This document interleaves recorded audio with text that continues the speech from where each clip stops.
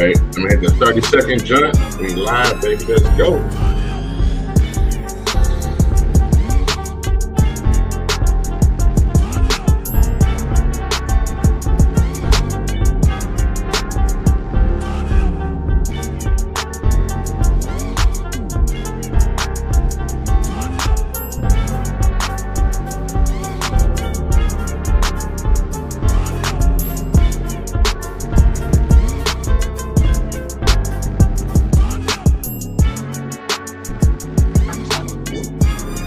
Okay, you can cut that shit.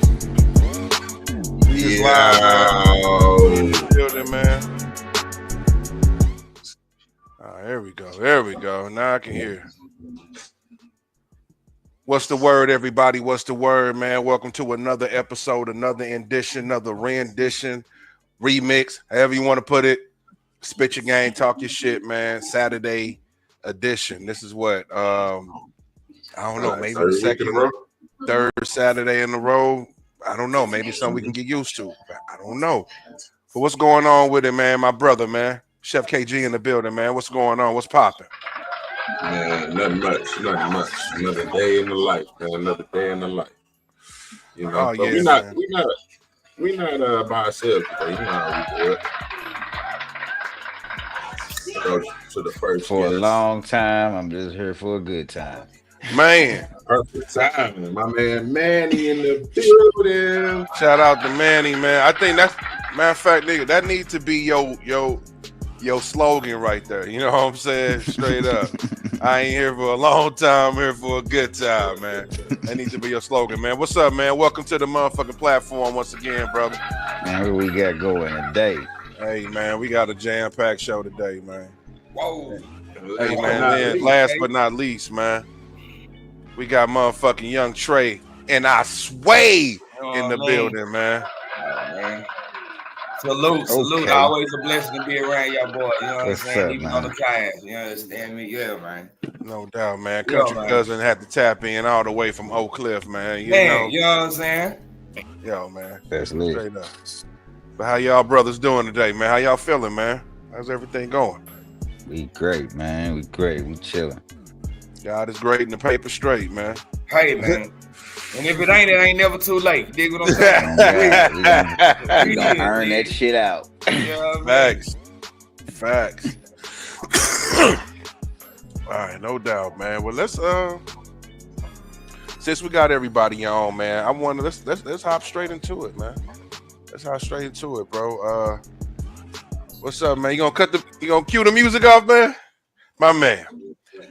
Let's get straight into it, man. I wanted to talk to y'all a little bit about the Nelly situation, man.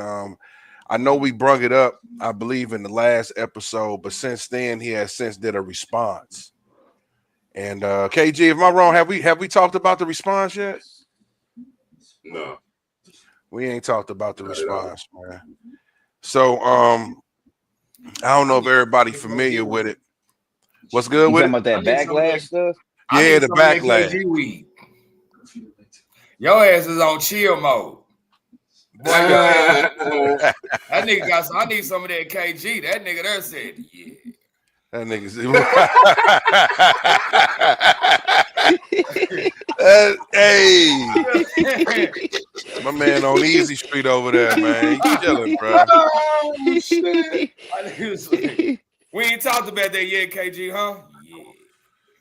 Yeah, this brother, yeah. This nigga think he's still asleep, man. He's still in the bed, man. We gonna let him wake up. But hold on, Trace, and fuck it, man. How you feel about this situation, bro? You know what I'm saying? Before I put my 2 cents in, you know, how you feel about, you know, Nelly getting the backlash? First of all, do you think he should even be getting any backlash for it? And then how you personally feel on it? Should he be doing something like that? You asking me or Manny? I'm asking you, Trey. I'm gonna let you lead off with this one, man. Okay. At first, I had some, you know what I'm saying? I ain't gonna lie to you. First, of course, I had opposing, you know what I'm saying, attitude about it, you know what I'm saying, you know, not really in agreement with, you know what I'm saying, our president of today. But when he broke it down to me, you know what I'm saying, and he was like, bro, he doing it for not just for it. He was doing it for people that's fighting, people that's, you know what I'm saying, in the military, people that put their lives on the line. They didn't give a damn about who the president was. They just represented for the country. And you can't, you know what I'm saying, when you break it down to, but that was some badass signs. That was some badass comeback. That was a badass comeback. You know what I mean? And it's getting to that point though, bro. You know what I'm saying? Like, you can't knock a person for, you know what I'm saying, doing what they feel, you know what I mean? Because you feel a certain way. I think the world's getting real personal. Man, that's why we got Make America Great Again, bro. Come on, Manny. Come on through, man. How you how you feel about it, bro? The backlash, like, hey, half the motherfuckers that even talked about it, y'all niggas didn't even vote. You know what I'm saying? Like, chill out. Okay. Talk about it. Talk about it. And then like the nigga said, like, bro, I'm just trying to do what's best for me. Like, if the president want me to perform, that's the president, bro. I never performed at the Super Bowl or anything, but at the inauguration, I could put that under my belt. You know what I'm saying? Like, bam. I could tell my grandkids about the nigga. I performed at the president inauguration, nigga. Facts. No doubt. And I ain't gonna even stunt. I ain't got Nan Nelly. I ain't gonna say I ain't got Nan Nelly song. I got Free City in my phone. Free City got downloaded, but I mean, I used to have Country Grammar and Nellyville, but I ain't bumping that shit now, bro. Once Nelly went country, and then have y'all heard that him and Metro Boomin doing the concert? Yeah, we talked about that. We brought that up. We brought that up. Yeah, man, like that right there is just like hip hop and country. It's like, do I want to go? Like, they not even coming here though. We talked about that. They got a whole festival, but they not even bringing that. It's to not even here. I ain't even know that. It's not even coming here, that's bro. That's gnarly right there. That was crazy. Yeah, we talked about that, bro. So I don't know. Maybe they're gonna add us as a date. You know, you never know how it go down. Maybe they couldn't, but we talked about it. It was like maybe they couldn't get a venue for that particular time frame. You know what I'm saying? Because for a show like that, you can't do it in the club. You're gonna have to get a stadium. You know what I mean? So my question I ask is, to us as black people evolved in, you know what I'm saying? Because bro just said it's a country and a rap concert at the same time. You know what I'm saying? Mm-hmm. Hey, Big Dog, man, you fuck with country? I can. I think I can, bro. I ain't scared to fuck with no horse or animals and that shit. I would love to learn how to farm and all this. I'm from Missouri, born and raised. No, okay. Let me rephrase that. Are you okay? The music? Let me rephrase that. Not country. Talking about the music, yeah. Talking about music wise. Nah, I ain't got no country music in my phone. I don't bump that shit. Nah. If somebody playing that shit on the radio, I won't be like, turn that bullshit off though. I'm open to music, but it'd be like 80-20, no. That's some real shit. That's some real shit. My question is, okay, if our culture for as black people are gaining towards that realm for as country music with Nelly, Beyonce, and I'm sure some other rappers, you know what I'm saying, rappers that's, you know what I'm saying, intertwined. We had Bubba Sparks. We had a lot of people that, you know what I'm saying, to try to bring that shit together. Yeah. You have a lot of Crucial Conflict, Nappy Roots. Okay. You know what I mean? Now you got country artists that are doing. Was Nelly born in Texas? St. Louis? Austin. He was born in Texas. Really? Austin, Texas. Country, yeah. See what I'm saying? Yeah. Really? See, yeah, he's born in Austin, Texas. He moved here as a young jit. He moved here as a jit. Yeah. He was an army brat. You know what I mean? Yeah. He stayed on the bases down there. Yeah. And now you see why he performed for the commander-in-chief for the army. Okay, so let's talk about that because first of all, I love that interview him and Willie D did because I know Willie D is gonna keep it real. He don't give a fuck who's sitting in front of him. He gonna ask the tough questions. You know what I'm saying? But it was a common respect there, so it was a good interview.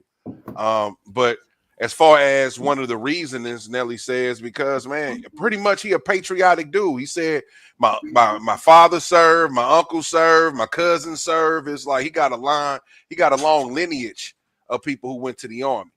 So his thing is, man, I want to give my respects to those people, who served in the army. So his reasons is purely patriotic. As far as what he's telling us, and he also made I will say a fair point he was like, bro, he's like, President Trump already won. This is not like he's doing a performance to help him get voters. You know what I'm saying? This is not he's already won. So he's performing for the office, not necessarily for Trump. It just so happened that Trump is the president. You know what I mean? Mm-hmm. So, so I'll just keep it there and let y'all talk about that. So, but to be fair, he's saying he's doing it out of patriotism. About this. And that's what I'm saying. Oh, was anybody talking?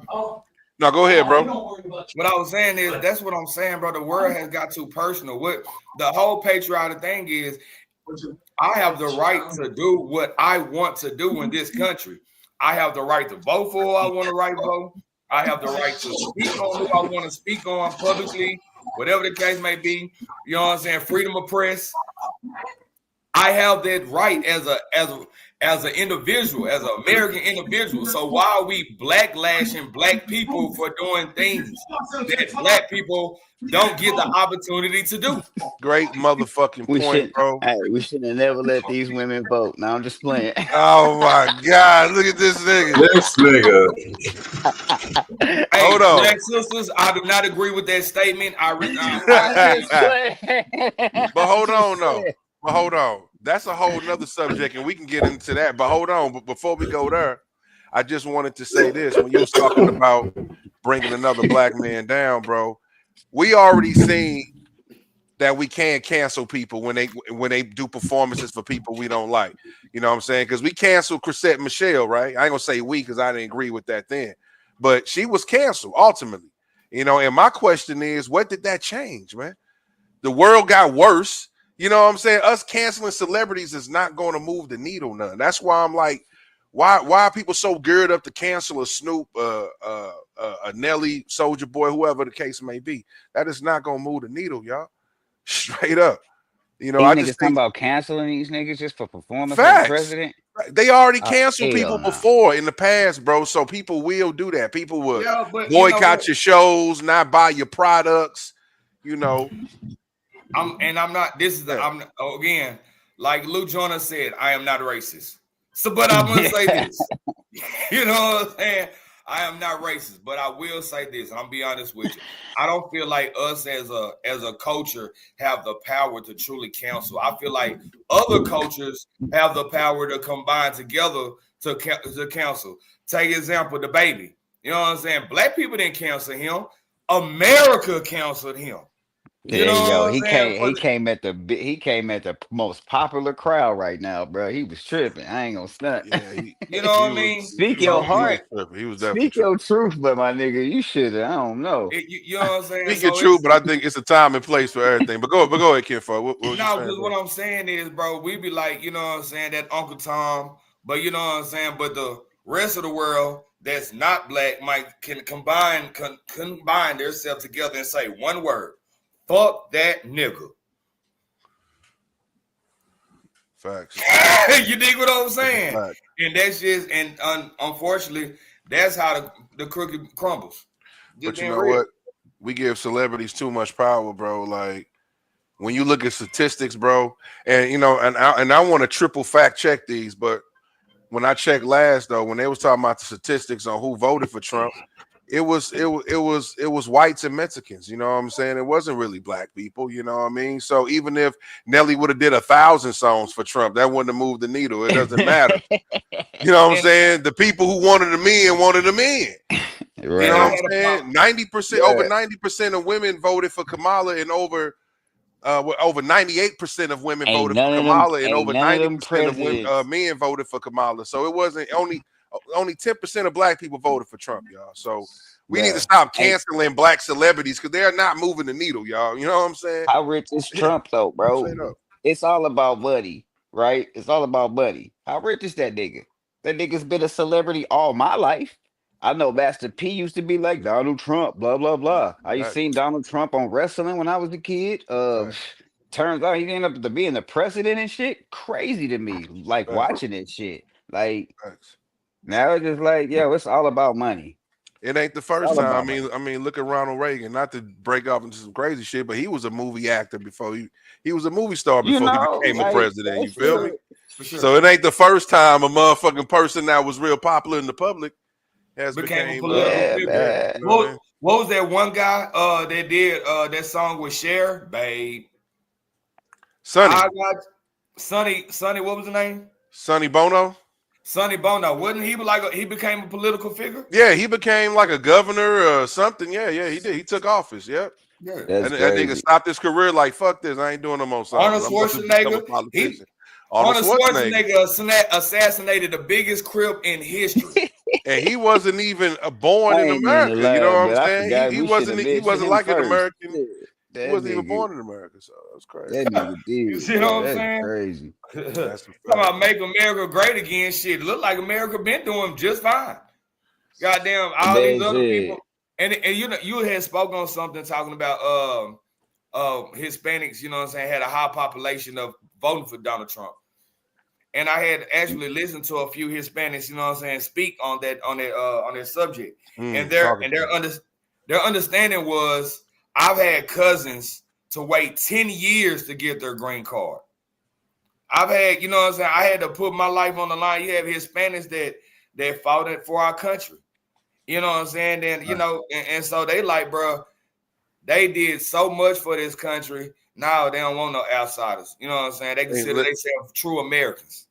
Careful. And I can attest to that, bro, because I just spoke to a Mexican today on everything. Hey, let's say Hispanic. Let's just say Hispanic. Because you don't know if they Mexican, you don't know if they well, I know personally, I know personally this guy I was talking to was a Mexican, you know what I'm saying? But I feel what you're saying, but he told me, he told me, you know what I'm saying, what he was. I get canceled. Hey, hold on. If y'all saw the last country cousin, I'm being real mild this go round, bro. You know what I'm saying? I feel you that. And and I respect that, because Hispanic is the term if you don't know a person's descent. Right. I thought it was Latino. Oh, well, Latino descent. I mean, it can be that too. No, it's just a broad term. You just using a broad term. Those the fancy niggas. Because a person from Venezuela will say, I'm not Mexican. Don't call me Mexican. Oh, hell no. Trust me, bro. Trust me. Me living in Chicago, nigga, you call a Puerto Rican a Mexican, they do not, nigga. That is disrespectful. Hey, I didn't know that Mexico, and vice versa, bro, and vice versa. I didn't know that Mexico was like the we getting a little too we can spin the block now. Come on. Go ahead. Let me we going down this rabbit hole. But anyway, to get back to it, man. Shout out to Manny, man. Shout out to Manny. He keeping niggas on point, man. He keeping niggas on point. No, but the reason I brought that up is because I did speak, you know what I'm saying, to somebody of a Hispanic descent. I'm just gonna say that, right? And he was like, "Yeah, I voted for Trump." He was like, "Bro, no, I don't like all these illegals coming over here." You know what I'm saying? And it's for the very same reasons that you just said. Like, bro, we put in the work to become what we need to become. You know what I'm saying? And y'all just coming over here. Yeah, I don't want to say the shortcut because that's not what he said, but pretty much taking a shortcut to come through here. You know, exactly. You know what I'm saying? So is that the same thing? Like when like you know how they be like, oh, all these other races can they can link up and black people can't. Is that the same thing when black people get money and they move away from the hood and then, you know, they got cousins in the hood, but when your cousins come over, you treating them all little. Is that the same thing? Are you calling American Hispanics Uncle Elroy? This nigga here, bro. That's why I'm the king around here. Pay cash. What? Yeah, I did it. Uncle Elroy. In the hood when I got some money. When I got that money, I was gone.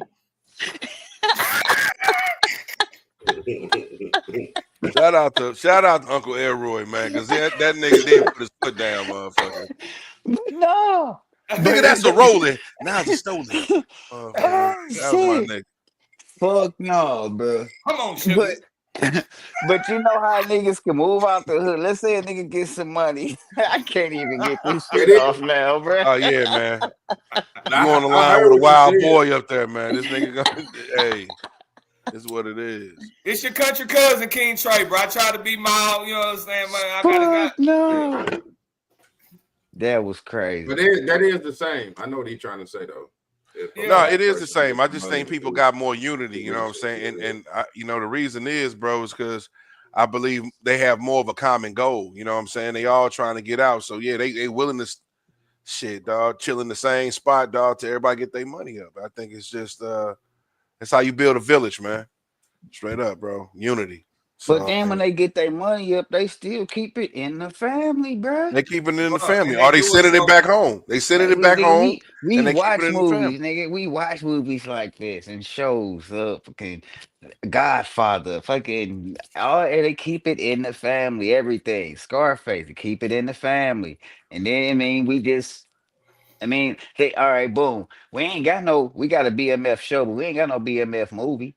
Meet y'all now. Maybe he can, direct his own movie. Yeah, that's coming. That's definitely That'd be coming. dope. You know What I'm that's saying? coming. We need that inspiration. We don't need to be looking at niggas like Frank Lucas, because then we get niggas like 6ix9ine. Hey, but you know what? Knowing 50, you fuck around and see a 6ix9ine show, nigga, in about 5 years, nigga, a little mini series on his shit, dog. Straight that nigga just sued. He just fuck sued around the and see that, gym, bro. He just sued the gym. That he got Yeah. jumped That nigga probably down bad on money, man. He down bad on money. And the meal sound good to me, but I'm like, damn, that's all you sued for? When you gave, I seen you give a meal to, whatever country you was at, nigga, handing out dollar bills and shit. He probably down bad, Cuba or something, or Puerto Rico. I think it might have been Puerto Rico. Man. Yeah, I think it was Puerto Rico, if I'm not mistaken. But yeah, man, you never know, man. Hopefully they do have a BMF movie. I think it's gonna come out. I think they're gonna do something for sure. So did I hear something just getting off subject that Lil Wayne could replace Kendrick Lamar at the Super Bowl? Hold on, man. I heard that same thing, and it's all stemming from this lawsuit. It's all stemming from this defamation case. Like, will they let this? I'm not saying they is, but I mean, it's just. Look, man, it's in the earth. You know what I'm saying? It's in the earth right now. Was here. Hold up, KG, what's your thought? Hold on, man. Hold on.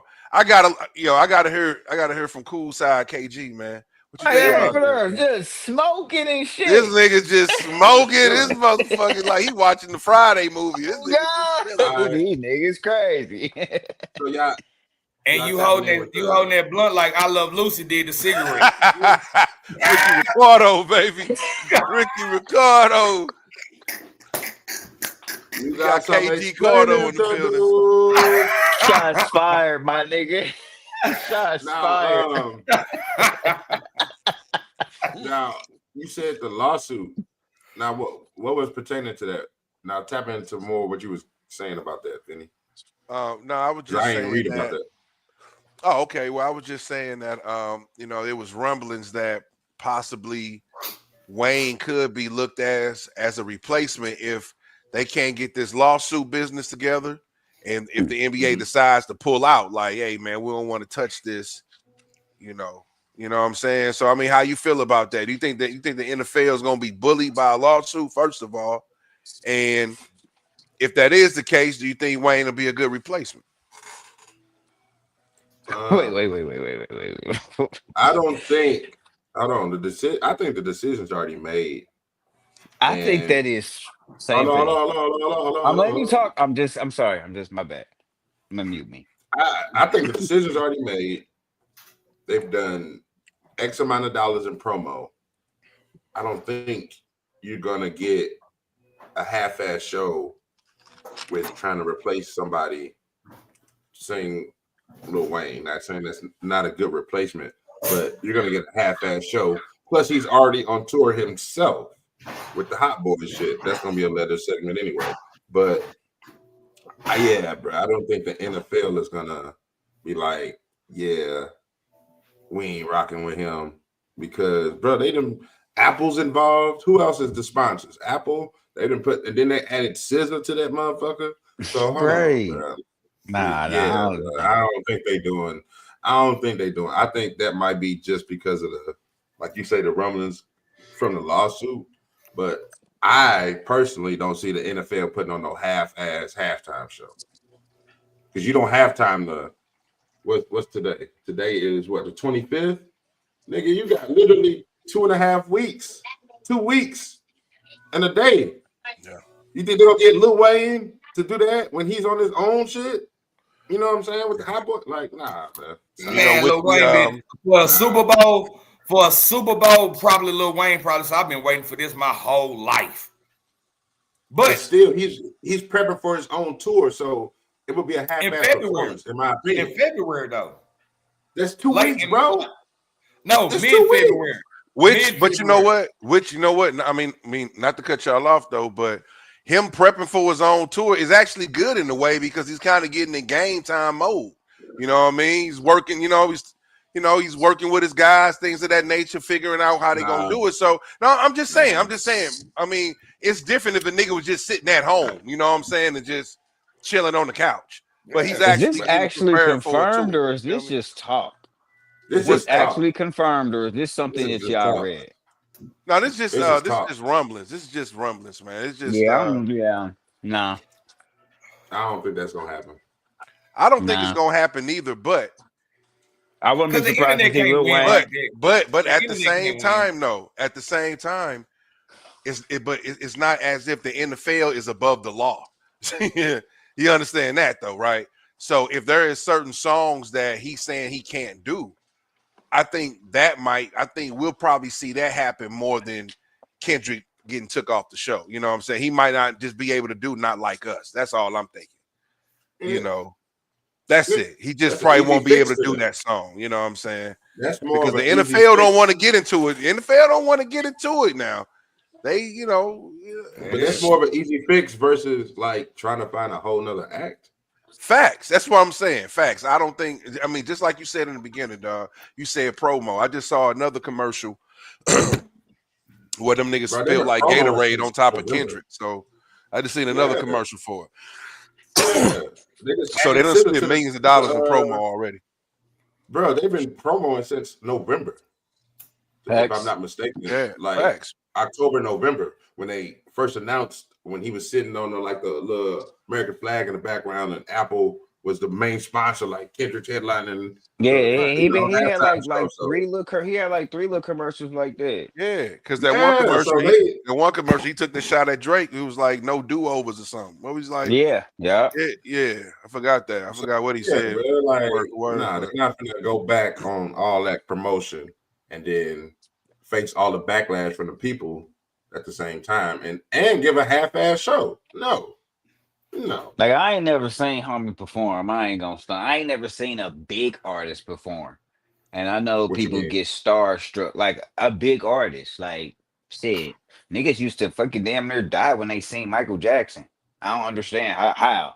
But then it's just like there wasn't no internet and shit back then. And I could, you had to be there, nigga. Yeah. Like, do some extravagant shit. We as people, it's not too many times that you get a chance to just see greatness.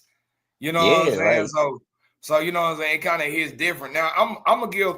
At first, I was like, man, hell nah, Wayne need to be there. But at this point, you know what I'm saying? It's kind of like the Trump situation. You know what I'm saying? Like, get out, you know what I'm saying? Get your panties out the bunch. You know what I'm saying? And enjoy the show. You know what I mean? Because you know what I'm saying, bro, gonna come with it. You know what I mean? At the end of the day, it's still I wouldn't be surprised if he bought Wayne out as a surprise guest. Like, they do have a hot song together. They do have a couple songs together. I thought they had a couple songs together. Yeah, a few. Quite a few. Excuse my language, kid. I'm sorry. Yeah, okay. But you heard me say excuse my language. Yeah, for sure. So what y'all think about the tour though? The Hot Boys tour. The sketches from that Louisiana fest. You going? Let me just ask that question. Are you going? Because we in the same era, nigga. I would like to. You would like to? I would like to. I mean, like, hey, don't exclude me. I was right there in that era as well. You know what I'm saying? Maybe that's what I said. We're in the same era. Me and you in the same era. Yeah, for sure.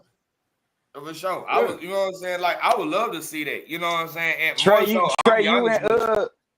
in the Lou? No, I'm in Dallas. Oh, okay. I thought because this nigga's there, I thought he said we in the same area. That's why I started. We in the same era. Era. Era. Nah, I'm That in my- Dallas, Texas, where it get hectic. You know what I'm saying? Side note. Yeah, man. Hey, Riding high, Side sitting note. low, man. side note. Hey, Manny, this is Uh. who I'm finna go down there and link up with for the Currency concert on 420. Side note, you know what I'm saying? So, Word. Yeah. But I'm gonna bring up That's what's another up. topic, man. I'm gonna bring up another topic though. What y'all think about this, man? This one's kind of, I like this one. YouTube crowns 50 Cent the #1 rapper from New York with a 1.89 billion streams. As far, I mean, you got. We talking about streams though. Okay, you talking about streams. We I came got in you. he came That's in cool. the first. 50 Cent came in Nah, that I think era. I think it's a He bigger came in that conversation. era. And now he came in that era to where like the first iPhones and iTunes first Yeah, came in, facts. and niggas was still going to buy CDs. Facts. 50 And Cent he was the came in. Facts. Facts. He came in on that He age of sold more information than type. He came Jay-Z. on that technology wave. You're right. iPhones, all these different types of medias to get your songs played. What was that? So The yeah, Massacre? I'm It's gonna a take bigger Get question. Rich or Die.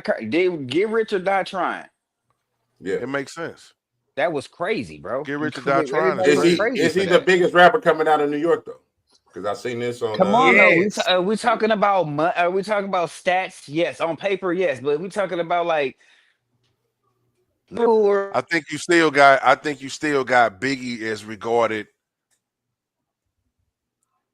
probably one of the best rappers out of New York as far as just like his skills. Man. We ain't his talking skill. about best. I mean, no, we talking about. I mean, when you talking about biggest, you talking about best, unless you're just talking about album sales, because album sales never get it right. But see, I'm looking at the overall. Shit, artist. Devin the Dude don't sell millions of albums, but you trying to tell me that nigga skill level ain't up there? But You know what I'm saying? So it depends on what you're talking about. You talking about streams? Yeah, 50 Cent definitely. He's bigger than Biggie on streams. Just think about if Big had streams when Ready to Die and Life After Death. Just think about Tupac streams. If they had streams doing All Eyes on Me, it'll be through the fucking roof. The type of. I'm talking about the biggest rapper out of New York. I ain't talking the about biggest. I mean, when you talk about biggest, you're talking okay. All right, the biggest rapper who had the biggest run. Okay, yeah, you got to say 50 because Big died at the start of his run. My man, you know he got. But look, Kimbo, not to interrupt you, but to ask you, I need to ask you a question. The type of overall, you know what I'm saying, stardom that 50 Cent have. I'm gonna take the rap part out. I'm gonna say overall stardom. Do you think Biggie could have been the type of star that 50 is? 50 is not just a rapper. He's a actor. He's a, you know what I'm saying, he's a promoter. He does this, that, and other. This man came to Shreveport, Louisiana, and took over a whole motherfucking city. Did you not see that? Did you not see that he just bought a whole multi acres of land in Shreveport, Louisiana to create a studio, you know what I'm saying, that's up to date with Warner Brothers, that's up to date with Disney, that's up to par. You know what I'm saying? And I ask you, when they say 50 is the top, is the #1, I want to say because he's overall. When 50 goes, like he had a whole situation in Las Vegas. In that whole G Unit, and he uses the G Unit brand to still brand out certain liquors, certain clothing lines, certain this, certain that. Can't nobody still do what 50 is doing. Maybe Jay-Z, and that's another question that ponders me, that Jay-Z is not in this conversation when it comes to a #1 rapper in New York. You know what I'm saying? Excluding 50, all you got is Jay. Jay is, you know what I'm saying? So, but that's a whole nother conversation. Okay. But 50 is that guy. All right, so let me just go back to your first part of it, right? Because everything you were speaking is facts. What I would like to say, when you say, do you think Biggie would have been as big as 50 Cent as far as building his own recording studios? I gotta say that maybe him and Big had the same type of mindset.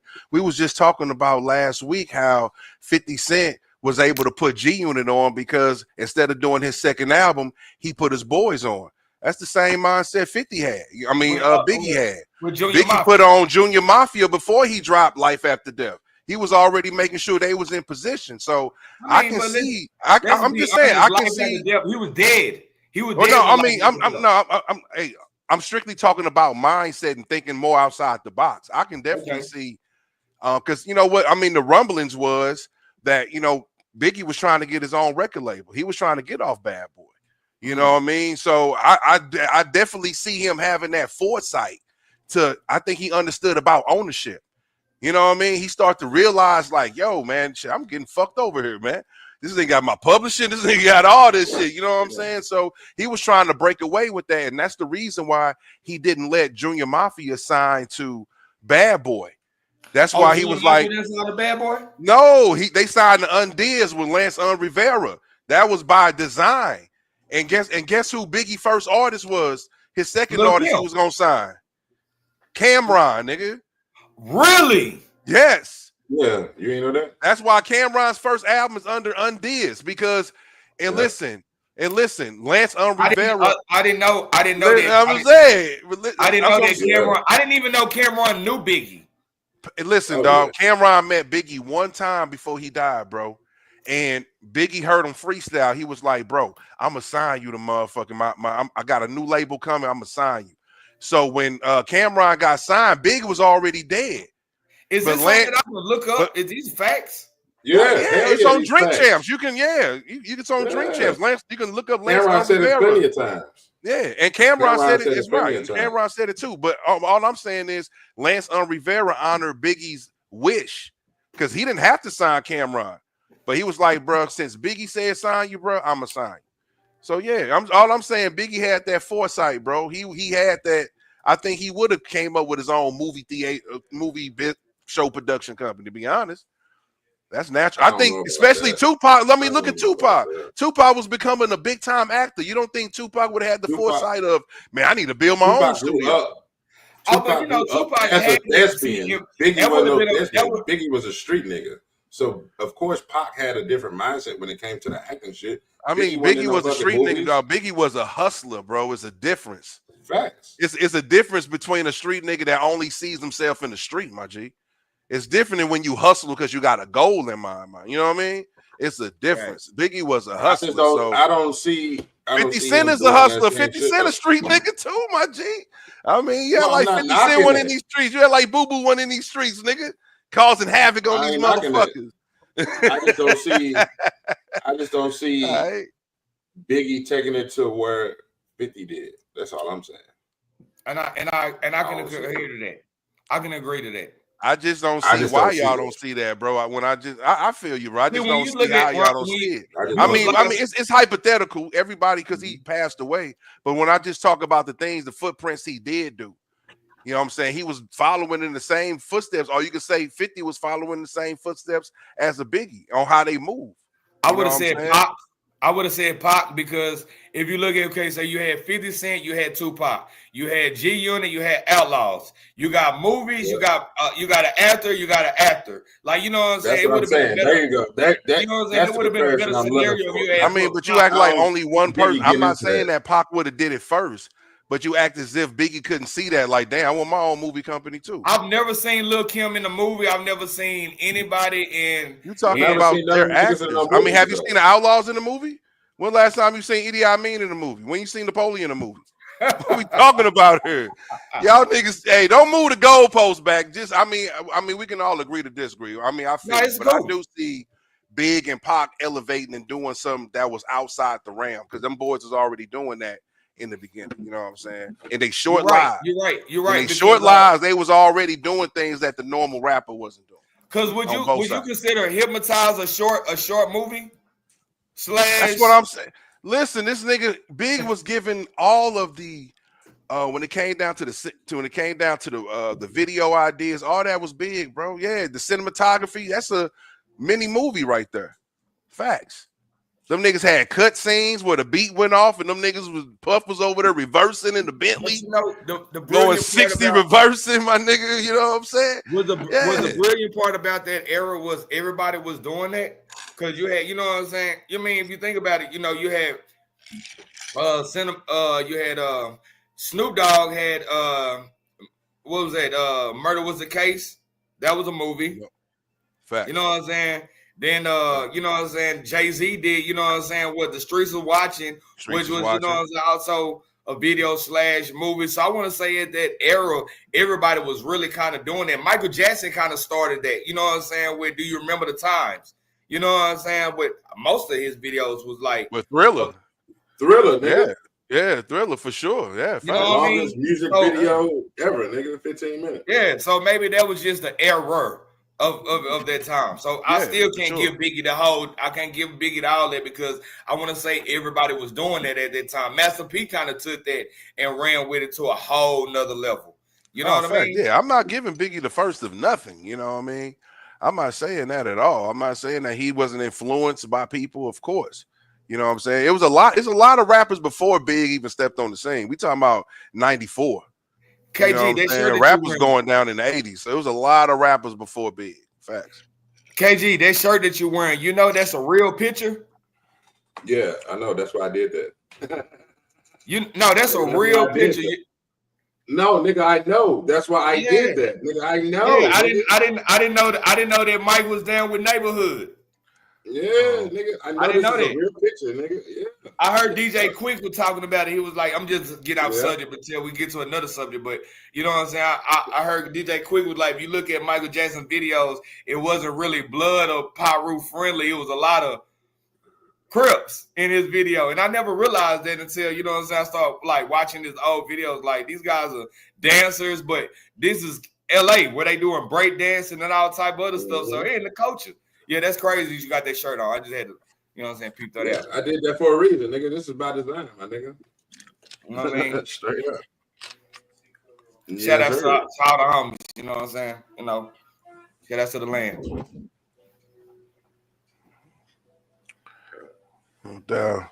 Hey, man, so going to another subject, bro, I'm just hearing stuff, bro. I'm really just hearing stuff. Did somebody get booed or some shit like that? Like who got Fat Joe got booed? Fat Joe. In Chicago? Fat Joe got booed in a club in Chicago, man. You know what? And the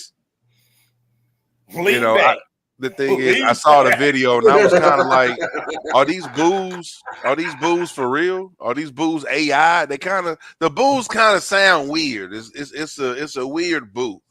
I don't know, but I was like, I don't know if this is made up, but yeah, it appears like he got booed in fucking Chicago, man. I mean, his niggas not feeling his comments on the FBA.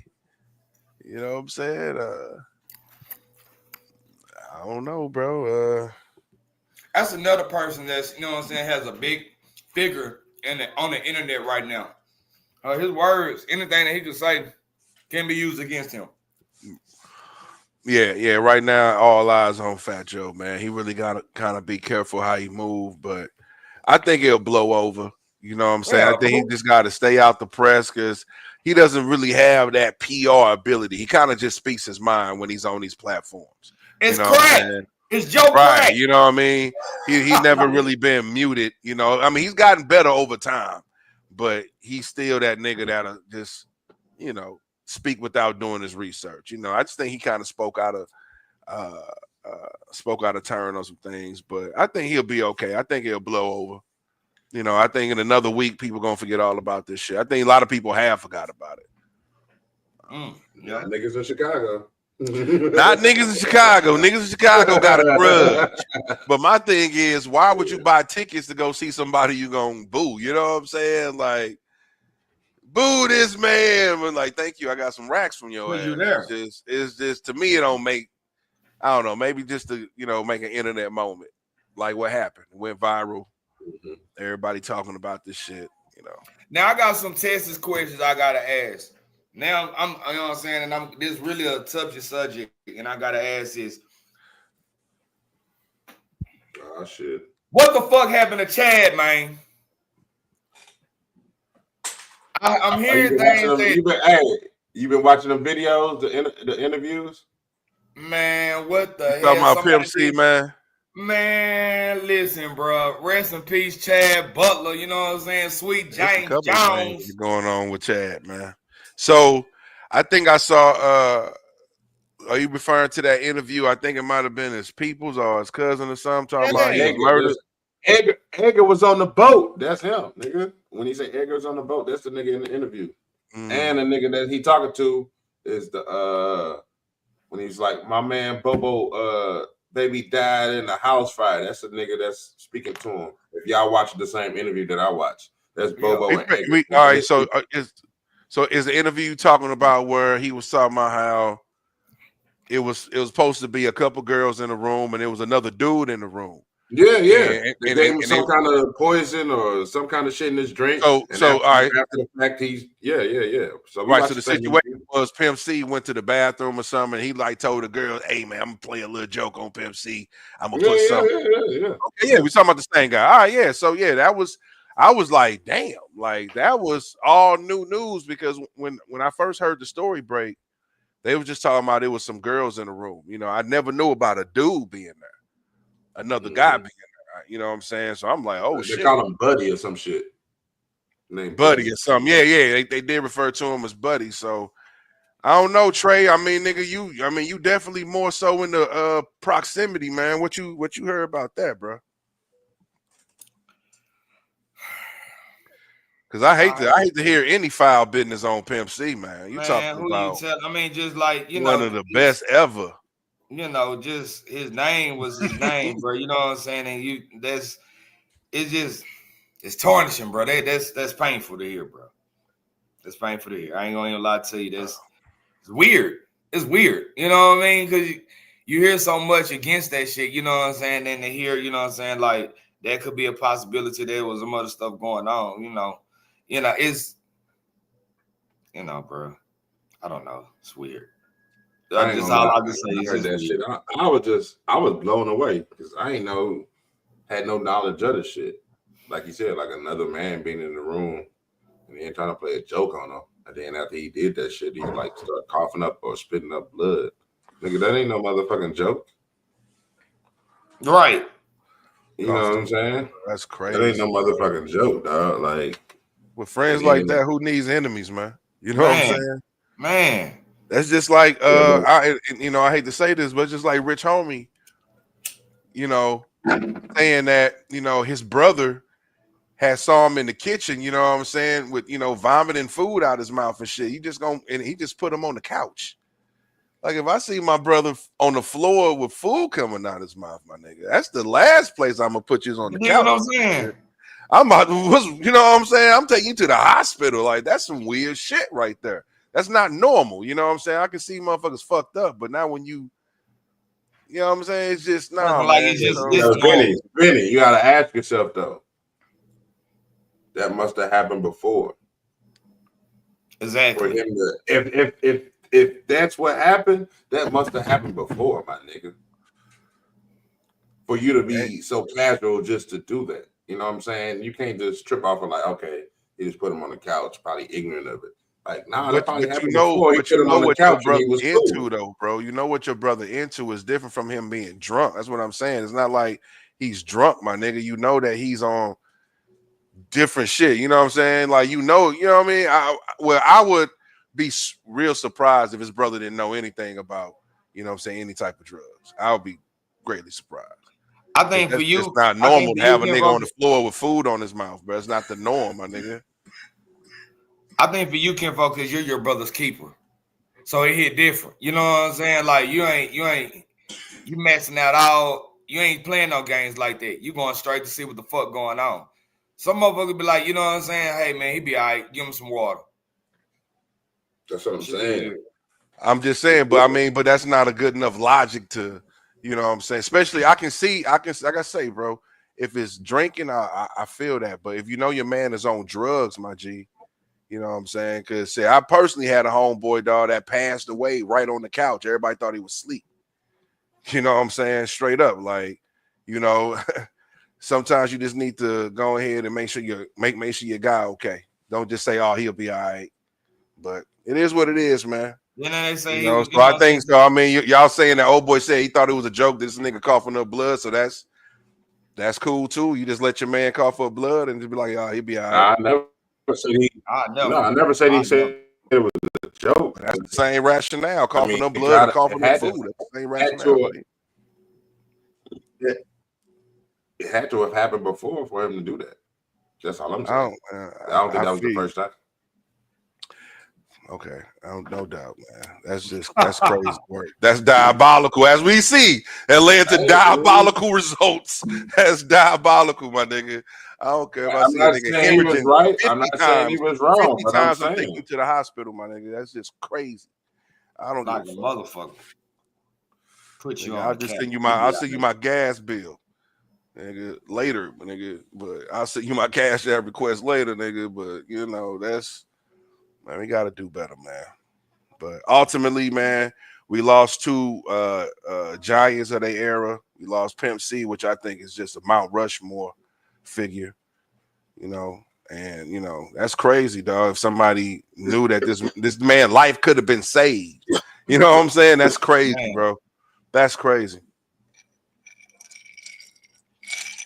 There's people out here like that, Vinny. There's people out here like that, my nigga. I know, KG. I'm not saying that it's not. That's why I'm not shocked by it, you know. But at the same time, that's just not the way to go, man. That's why I say, if you got friends like that, who needs enemies? Nah, for shit, show. That's all I'm saying, bro. If you got your friend that's gonna let you go out like that, my G, that's crazy. That's like letting my peoples drive when I know they stupid drunk. I'm not gonna let you do that. I don't give a fuck if you did it 1,000,000 times. Yeah, you're right. You know what I'm saying? That's just you know. Am I my brother's keeper? Yes, I am. I just ain't gonna shoot you after I say it. I ain't gonna Nino Brown you feel me? But man, RIP to those guys, man. We lost some good soldiers, man. I still think about Pimp C and be like, damn, you know, I think about him in the same vein as Pac and Big. Like, fuck, like what if? You know what I'm saying? Just what if? You know, that man had Boosie and Webby under his belt, man. Just who else he would have signed? You know, he probably would have had Jeezy and T.I. too. You know what I'm saying? He could have, you know, who knows, man. It's just that what if, man. I went to Dallas and some niggas try to test me, but I'm too real to let a pussy nigga check me. Damn, how y'all feel about that line? Hold on. Let's talk about that. How do y'all Dallas? Did you see that interview though? Hold on, say it again. Say it one more time. Say it again. Huh? He said, I went to Dallas and some niggas try to test me, but I'm too real to let a pussy nigga check me. That's on that. I know you strapped, but you Cowboys like to play hard. Now, you know, did you watch that video about how that song was created? Did you watch that video about how that song was created? When he had beef with a nigga in Dallas? But I heard the story. I heard the story from a nigga in Dallas. So how'd you feel about how the Dallas niggas, just in general, before niggas knew the story about who he was specifically talking about, when the Dallas nigga just heard that, how did y'all feel about that? Now, when I first heard it and I heard the background, I was like, who the fuck Pimp C think he's going? Nigga, this Dallas, Texas. It's Dallas, Texas. It's Dallas, Texas. This ain't Port Arthur, buddy. This ain't Beaumont. This ain't none of that shit, bro. This is like, yo. Damn. You know what? I just realized that too, bro. I never put two and two. Like, damn, how did a Dallas nigga feel about that? That's crazy. And he was in Dallas when he did that record, though. He was in Dallas when he recorded that shit. Yeah. What? He like after it happened, he went to the studio. I gotta check that video out. You talking about? Hole, bro. I might have seen it. Might just been so long ago, but I'm gonna have to. It's probably on YouTube, right? Okay. It's still on YouTube. Yeah. I think the coolest. Yo, shout out to the people viewing, man. Shout out to my man Big Joe, Jaco in the building. I think the coolest shit is when I saw Pimp C and UGK as a whole perform at Forest Theater. That's a theater down in South Dallas that Erykah Badu owns. You know what I'm saying? You know, shout out to Erykah Badu. You know, she's from South Dallas. She's from South Dallas. Can we talk about Erykah for a second? No, go ahead, man. Keep going. I don't even want to talk about Well, one, if you didn't know, she went to a school of for theater arts, you know what I'm saying, and visual arts, you know what I'm saying, like I forget what that, Booker T. Washington, you know what I'm saying, performance art school.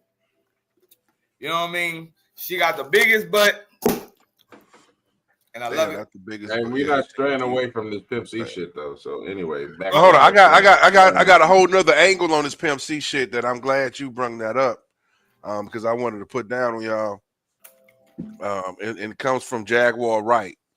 You know how she be making her rounds interviewing. Now she stated that she feel as if Jay-Z had something to do with Pimp C's death. Why? And she also stated that during the halftime show, which I didn't catch, but there is a part when Beyonce, the halftime when she did the country show, when she walks out, there's like a Cadillac and it got the name Pimp C on it. And I think people like us would probably be like, yeah, it's probably paying homage to Pimp C. You know what I'm saying? They Houston, whatever, ties, whatever. But she's saying now they actually are paying a tribute to their sacrifice. You know what I'm saying? That was one of the sacrifices of Beyonce blowing up, was the death of Pimp C. This is what Jaguar Wright feels. So how do you feel about that? Do you think Go ahead. I was going to finish. Now, how I feel is, Pimp C really said, when he was alive, he really called out a lot of big names. He really said a lot of stuff, you know what I'm saying, to, Def Jam, you know what I'm saying, founders of Def Jam and a lot of other people, you know what I'm saying. He was calling out this Diddy stuff before we was called Diddy. He was I know calling who the big rappers is. I know who got caught in the Range Rover with Them that boys boy. bust up your back. That was Hey, come on, man. that was crazy What? work, dog. Pimp C is a fool for that one forever. You know? I don't give a fuck. I don't give a I know fuck. who 100 the years big later, rappers nigga, somebody tell me that joke or play me that clip, I'm a fucking laugh, dog. That is And niggas say, crazy. and if you got a problem with me, you can smell my cologne. Cologne. It's Miyake. Yuck. Bar number Bar 9. number What did he say? Something? I thought he said something about that bar. Number 9, yeah, it's Miyake, number 9. Hey, man, R.I.P. Pimp, man. We'll never have another Pimp. You know what I'm saying? Well, not like him. We gonna have outspoken people, but not like him. I mean, we Only got a only Pimp C. We got a Pimp C right now. His name Charleston Boosie. White, and nobody want to give him a Nah. fly. Charleston. You say Man, Charleston Boosie, White though. the next Pimp? Man, that nigga say things that people I scared think to say. I mean he does Give say Boosie some flowers. He say some shocking stuff that shit that scared people to might say. be thinking that people ain't really gonna say. You know, I And mean, honest, Boosie. Mr. White. I don't play with Mr. White. Charleston Shout out White to does Mr. not White. have, what brought my attention, Charleston White ain't got street cred like Pimp C, and that is different. Charleston White is like Boosie. anti-streets Boosie. in a way. Boosie is our Pimp C right now, dog. You say Boosie is our Pimp C. I would give that more so to Boosie than Pimp. I mean, not Pimp. I'm sorry, than Charleston White. I would definitely. Yeah, you're right about snitch that. on a nigga.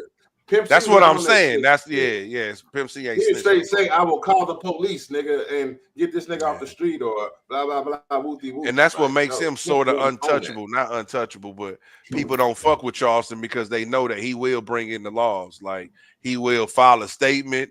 He will get on the witness stand. He will do whatever he got to do to prosecute your ass. He would cancel show dates. Well, where's the damn case? The court date? I'm gonna be there. Yeah. So yeah, that's why people don't fuck with him. Yeah. But that's nah, why Boosie T.I. is said, our bro, Pimp I'm not C. gonna fuck with him. What'd you say, bro? Boosie is our Pimp C, though. Yeah, you're right about this that, dog. time That's right super now. dope. Hey, you need to go ahead and make a Because- t-shirt of that, man. You put a t-shirt together with Boosie is the new and Pimp C, man. Damn right. Mm. Hey, you know what? Had a t-shirt. I'm probably giving too much game, but had a t-shirt. You know how you see them memes be fading in, so you have Pimp C and you kind of fading in to Boosie. Different pictures. Oh, kind of. I got you. You feel what Or I'm do the saying? half and half, like the I do the half and half. Paula Juicy J. Oh, make their faces. Oh, that'll be 61, super hard. Oh, that'll be hard. 66, That'll be hard. Yeah. That'll be hard. We giving too Man, much it's game, a- man. We giving too much game on the waves, man. Yeah. Hey, man, that's it's $1 million idea, man. Nothing from nothing. It's an album that Texas is waiting for that I can't wait to come out myself. And I think it's going to be a real Californication ass situation. You know, understand me? No hesitation. Nah, for real. I think Larry June and 2 Chainz coming out with an album. Oh, man. Oh, yeah. Let's talk about that. Larry June and 2 Chainz. They already put their first video out. Now that collaboration I didn't see coming, But when I think about it, when they did collab on that, if I'm not mistaken, that was Turkish Cotton. When they did their first collab, that was hard. And So then they I'll just say got a is- collab on a couple albums ago on that Night Shift album. It was the Night Shift or Turkish Cotton. It was the Night Shift. Was they probably their second collab was on the Night Shift with that sample with I forgot what sample it I was. forgot, dog. But you know that one was the best songs on that motherfucker. Yeah. So I mean, it makes sense, man. Them guys know how to collab with each other. I hope that they have a feature with somewhere down the line in this album with MJG. Ooh, Because I feel like it's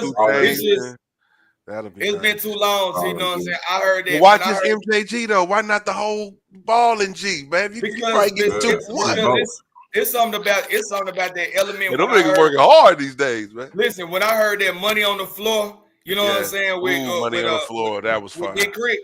And I heard, you know what I'm saying, when I heard MJG, you know what I'm saying, verse, and then I heard 2 Chainz back door behind him. I heard heard harmony. I heard, you know what I'm saying, Ghetto Symphony on that. You know what I'm saying? That wasn't their first song collabing though. They had another song. I forgot the name of it. It's with 2 Chainz, Ball and G, and somebody else. It's called Pimps. It's called Pimps. No, not that. No. That was on the first. One of the first two bands. On that Codeine Cowboy. This ain't what I'm talking about. I know what you're saying. This ain't what I'm talking about. It's another song where he sampled. When he sampled the word from Lil Jodeci or something. He sampled the word from MJG on that Pimps. He sampled the damn. I think I know what you're talking about too, bro. Yeah, but it was a different song. It wasn't Pimps. All right. It's a different song. Right. Yeah, but he sampled something from that and had Ball and G on that motherfucker. I'm trying to think. Thanks. What did he say? Damn, what JG say? Damn, I got a brain for it. But you know what I'm talking about. But that wasn't his first. Yeah, I do know what you're talking about. Yeah, I know what you're talking about. It was like a mixtape song. It was like right that Trick of Love Letter. You know what I'm saying? That little That's part, Pimps, man. That's Pimps. That's the song I'm talking about. That's hold on, bro. I might be thinking. Let me land now, because if you talking about Write That Trick of Love Letter, that's not that. It's not that. All right. No, it's not that. It's not that. All right. You say now it's not that. Fuck. Hold on. I'm gonna Google it.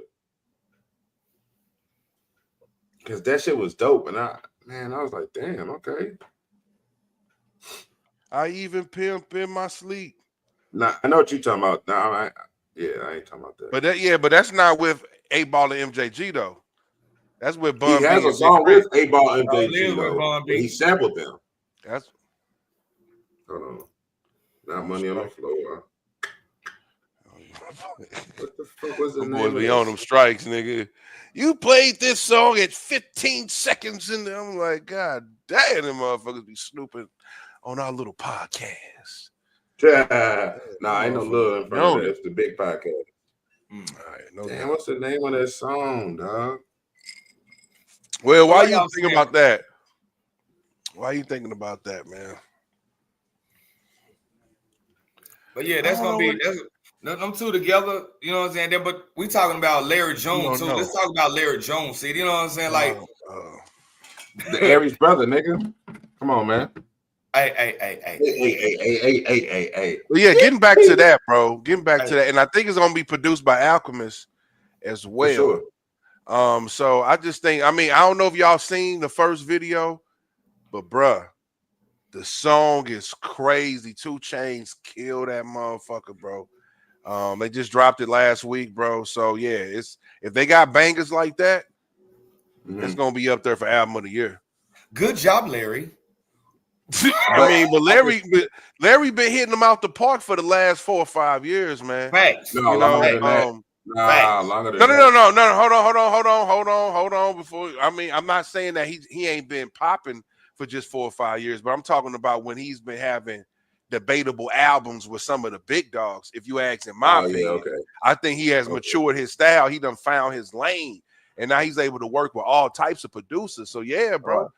That Night Shift album, if it wasn't for Killer Mike, he would have had that. And even Killer Mike said that I believe Larry June got the best album of the year in his interview. It was West That Side Night Gun Shift year, was but crazy, nigga. neither. That album, I bumped that to this day, bro. But yeah, so Larry June, that nigga. Larry June, you need to do a whole album with Blast next. I'm sorry, I gotta say that. I wouldn't mind seeing him and LES do a motherfucking album, man. Ellie Dollar Sign, you know what I'm saying? For real. That's my dog. That's my dog. Northside. Straight up. H-Town in Houston. That's man, my dude come for real. on, bro. You can't tell me that wouldn't be nice. That's my dude. That's personally my dude for real. He originally was with Boss Hall Outlaw. You know what I'm saying? He got signed with Slim Thug first. You know what I'm saying? That's fine. That's fine.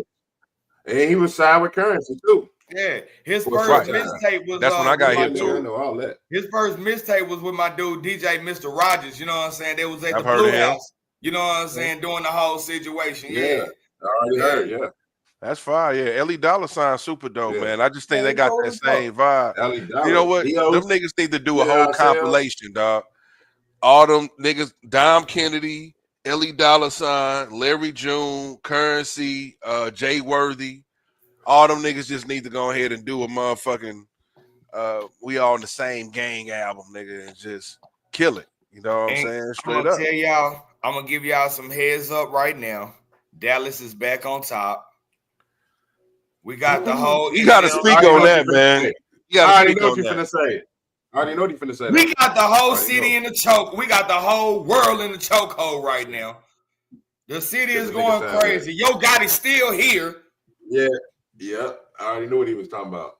Shout outs to Zillionaire Doe. Shout out to Zillionaire Doe. Just got signed by Yo Gotti. Hey man, I already knew where he was going. So hold on. Hold on. So talk about Zillionaire Doe because I'm not gonna act like I'm familiar with the nigga. That's fine. I never heard of him. But I mean, so school me too. I mean, like, was he that guy buzzing in the city before Gotti swooped him up, or was it like for us like he jumped out the gym? Right. He jumped out the gym like that. Okay. You know what I'm saying? He from South Dallas, from an area called Fort Deuce. You know what I mean? Okay. You know what I'm saying? Off of, you know what I'm saying? South Malcolm X Boulevard. You know what I'm saying? Anything off of, if you got Malcolm X and Martin Luther King, you know what I'm saying, crossing each other, you know where you at. In any hood in the United States of America, you know where you at. You in the South. Okay. You know what I'm saying? It don't matter where you are. You can be in New York. You can be in South Jamaica, Queens, off of Malcolm X. And guess what? You're in the South. You're in the South. I love the South, man. I love the South, bro. Zillionaire got the whole city. They're doing what they call themselves is New Dallas. And what Zillionaire got going on is what he doing is what I wish, you know what I'm saying, the people before him, like the Trap Boys, the Yellow Beezy, the Mo Threes, was able to come together, you know what I'm saying, and put a product together, you know what I'm saying, that the world can collab with, the world can feel. These boys talking about getting money. It ain't just Zillionaire Doe. It's another dude called Montana 700. Check him out. You know what I'm saying? He got signed to actually 300. He signed to 300 right now, while Zillionaire just got signed to CMG. And it's big. It is big. Hold on. Yo, shout out to Yellow Mac that's in the audience. Shout out to Yellow. Go ahead. My bad, guy. You said Montana of 700? Montana 700, not Montana up 700. Montana 700. He got this. So why do these niggas? Hold up. I just want to bring this up because it's a Montana 600 already. Why do these niggas love to get the same names, bro? If they're not in the same clique or not even related, like what's up with that shit? Well, his real name Tony.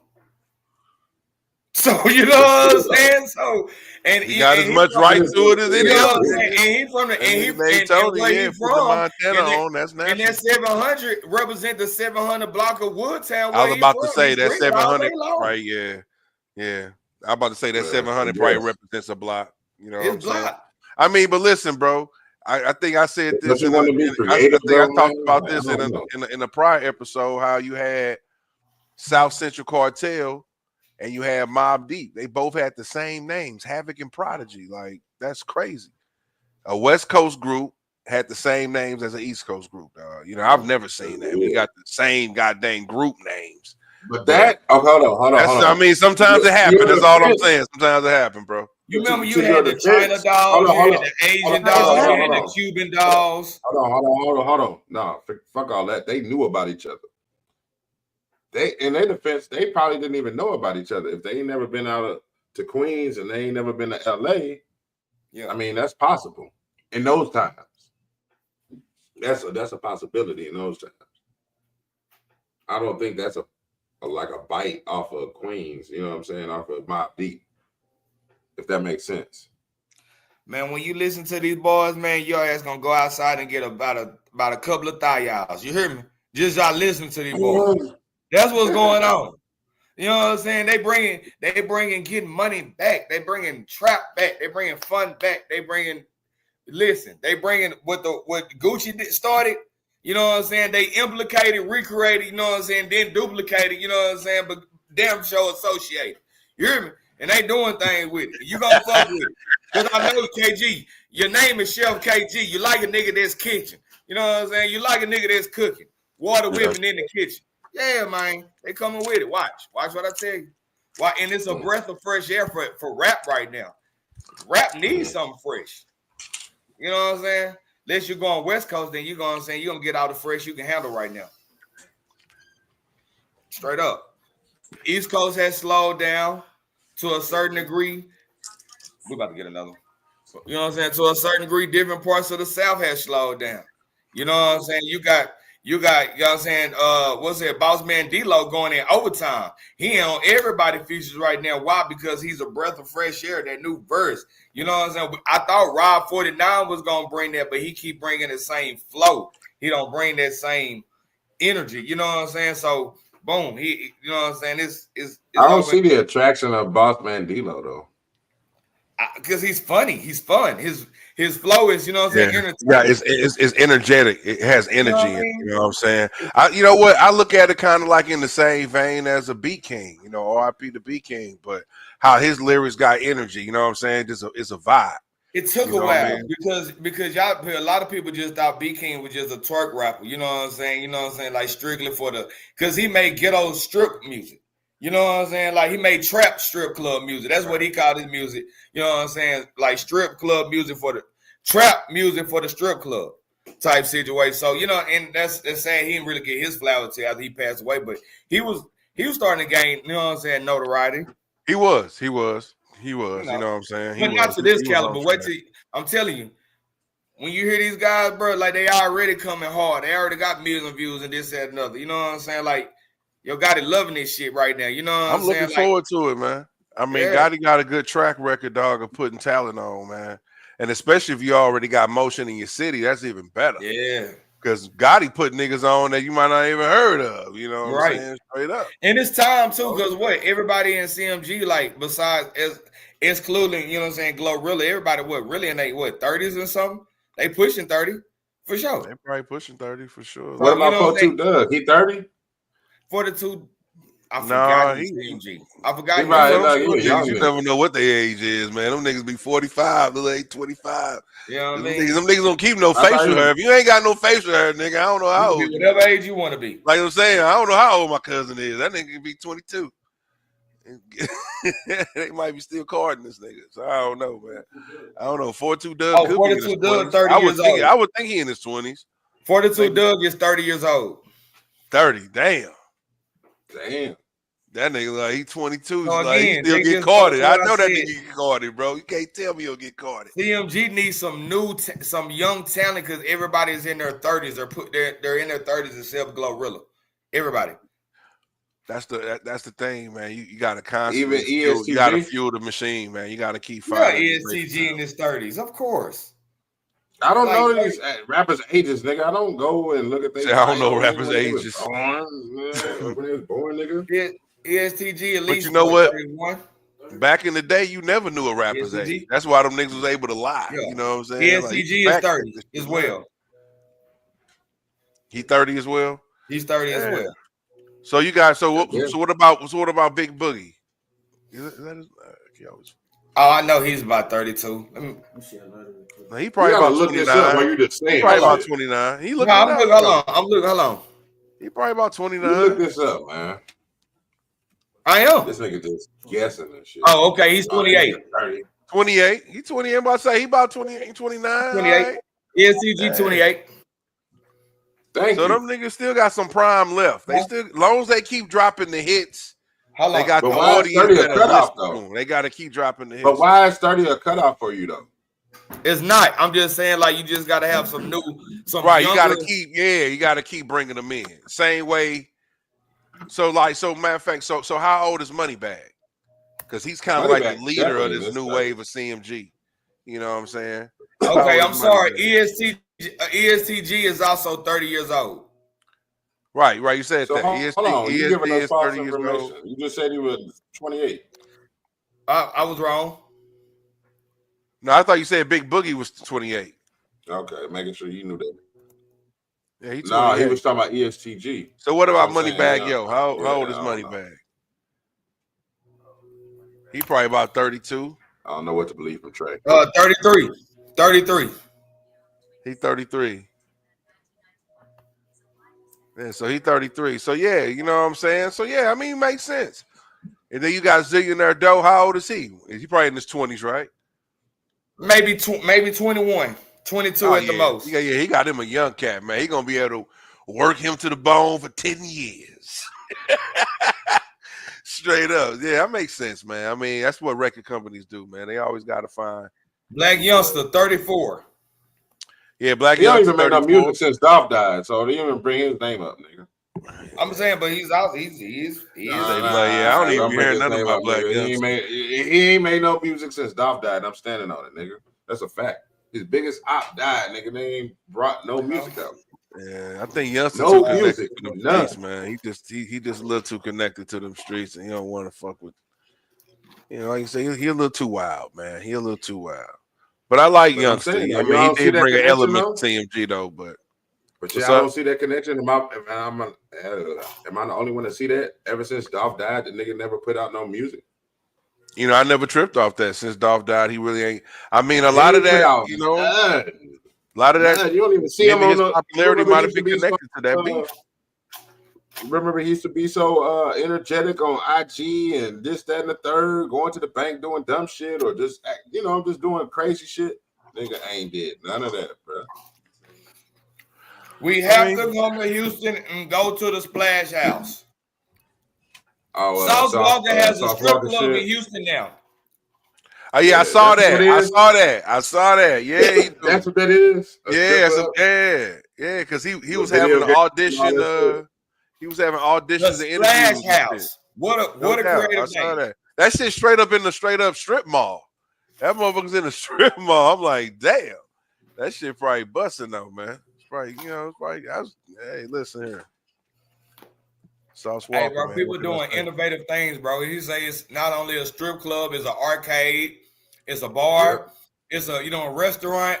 You know what I'm saying? It's all that. It's probably big as hell, bro. Straight up, that motherfucker's in the middle of the strip mall. You know that's like the best space when you in the middle of that motherfucker. Right. So yeah, that shit hard, bro. Hey man, listen, and the ladies he had coming through there, And so my understanding is, and that's why they know that that this young man's, you know what I'm saying, like 200 at the door, like really that high. He ain't playing. He probably won 200. He bought that small strip mall. That's all he. Oh, he bought the whole thing. Oh, that's dope. He bought the whole thing. That's that Nipsey type shit right there. Exactly.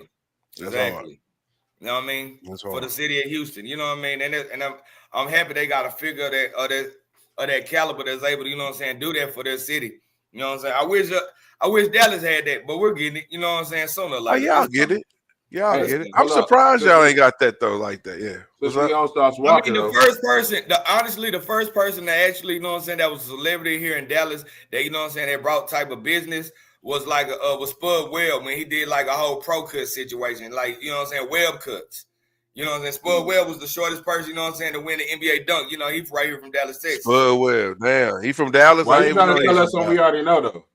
Damn, I ain't know Spud was from Dallas. No, I didn't know he was from Dallas, but talking about the shortest person to win a dunk contest. But but he's straight up, but he from Oak Cliff. That's cool. We didn't know that, but we know he won a dunk contest. You got to be able to work outside every day. Oh, day, nigga, you working. year round, nigga, to get them verticals, man. That's But crazy. so he Bud had, Whale, man. like I Super said, he hard. actually to be a person from the city of Dallas, you know what I'm saying? He had like a whole like franchise barbershop situation back in the day. Yeah, facts. He was about his paper, man. That's a Hold fact, up. bro. Go back to South Walker though. What you think about him saying that Bun don't have no local Houston acts on this rodeo? I don't know if you saw that clip, but he was like referring to himself, but he was just mentioning other Houston names, like young and upcoming people, not like necessarily Kiki and Paul Wall and Mike Jones, not them, not that era, but the up and coming people that don't get booked to his rodeo. I don't know if you saw the interview though. Okay, well, we gotta understand, bro. Like for Texas, this rodeo is like a multi-huge event. You know what I mean? Like this is Texas. This is Black Texas being Black Texas at its core. We ain't got time for no disrespect to up and coming artists. You know what I'm saying? Keep grinding and do your thing. But you know what I'm saying? For this type of caliber of people that's coming from all ages, we ain't got time for new shit. You know what I'm saying? We need that. We need That something shit's that's gonna keep guaranteed. people. Okay. Yeah, we need something that's gonna keep you entertained at all times. We need Mike Jones. You know what I'm saying? We need a little flip there. You know what I'm saying? Beyonce for sure. I know that's a you know what I'm saying, that's way beyond you, but Lord, if not Kelly, all y'all from Texas. The whole, you know what I'm saying, Destiny Child. All of y'all from Texas, LaToya Lucky. Show up.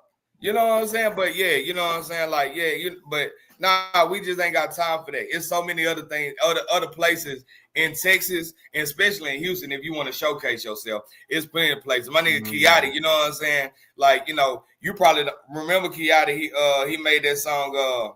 What was that song? Come on, hard body Kiati. No, yeah, no, hooker. Yeah, hard body tough Kiati. Remember that song, hooker? No, I ain't hip to that one right there, okay, man. so if you don't remember, go look at Drumline. You know what I'm saying? It was definitely, you know what I'm saying, like it was definitely, they definitely did the thing on that. But going back to that, you know what I'm saying, he's one of the biggest DJs and radio personnel, you know what I'm saying, in the state of Texas and definitely in the city of Houston. He does shit all day, every day. Go to one of his events. You know what I'm saying? Show up to, you know what I'm saying, DJ Michael Watts. If there's other people that you could do things on, in other places you could do stuff in the state of Texas. And I ain't gonna lie to you, though. Goddamn, the Texas rodeo is not that place where you just goddamn just throw some other stuff. You know what I'm saying? Not even for Sauce Walker. You know what I'm saying? Not even saying for him, because that crowd is, you know what I'm saying, is bigger than him. Right. For real.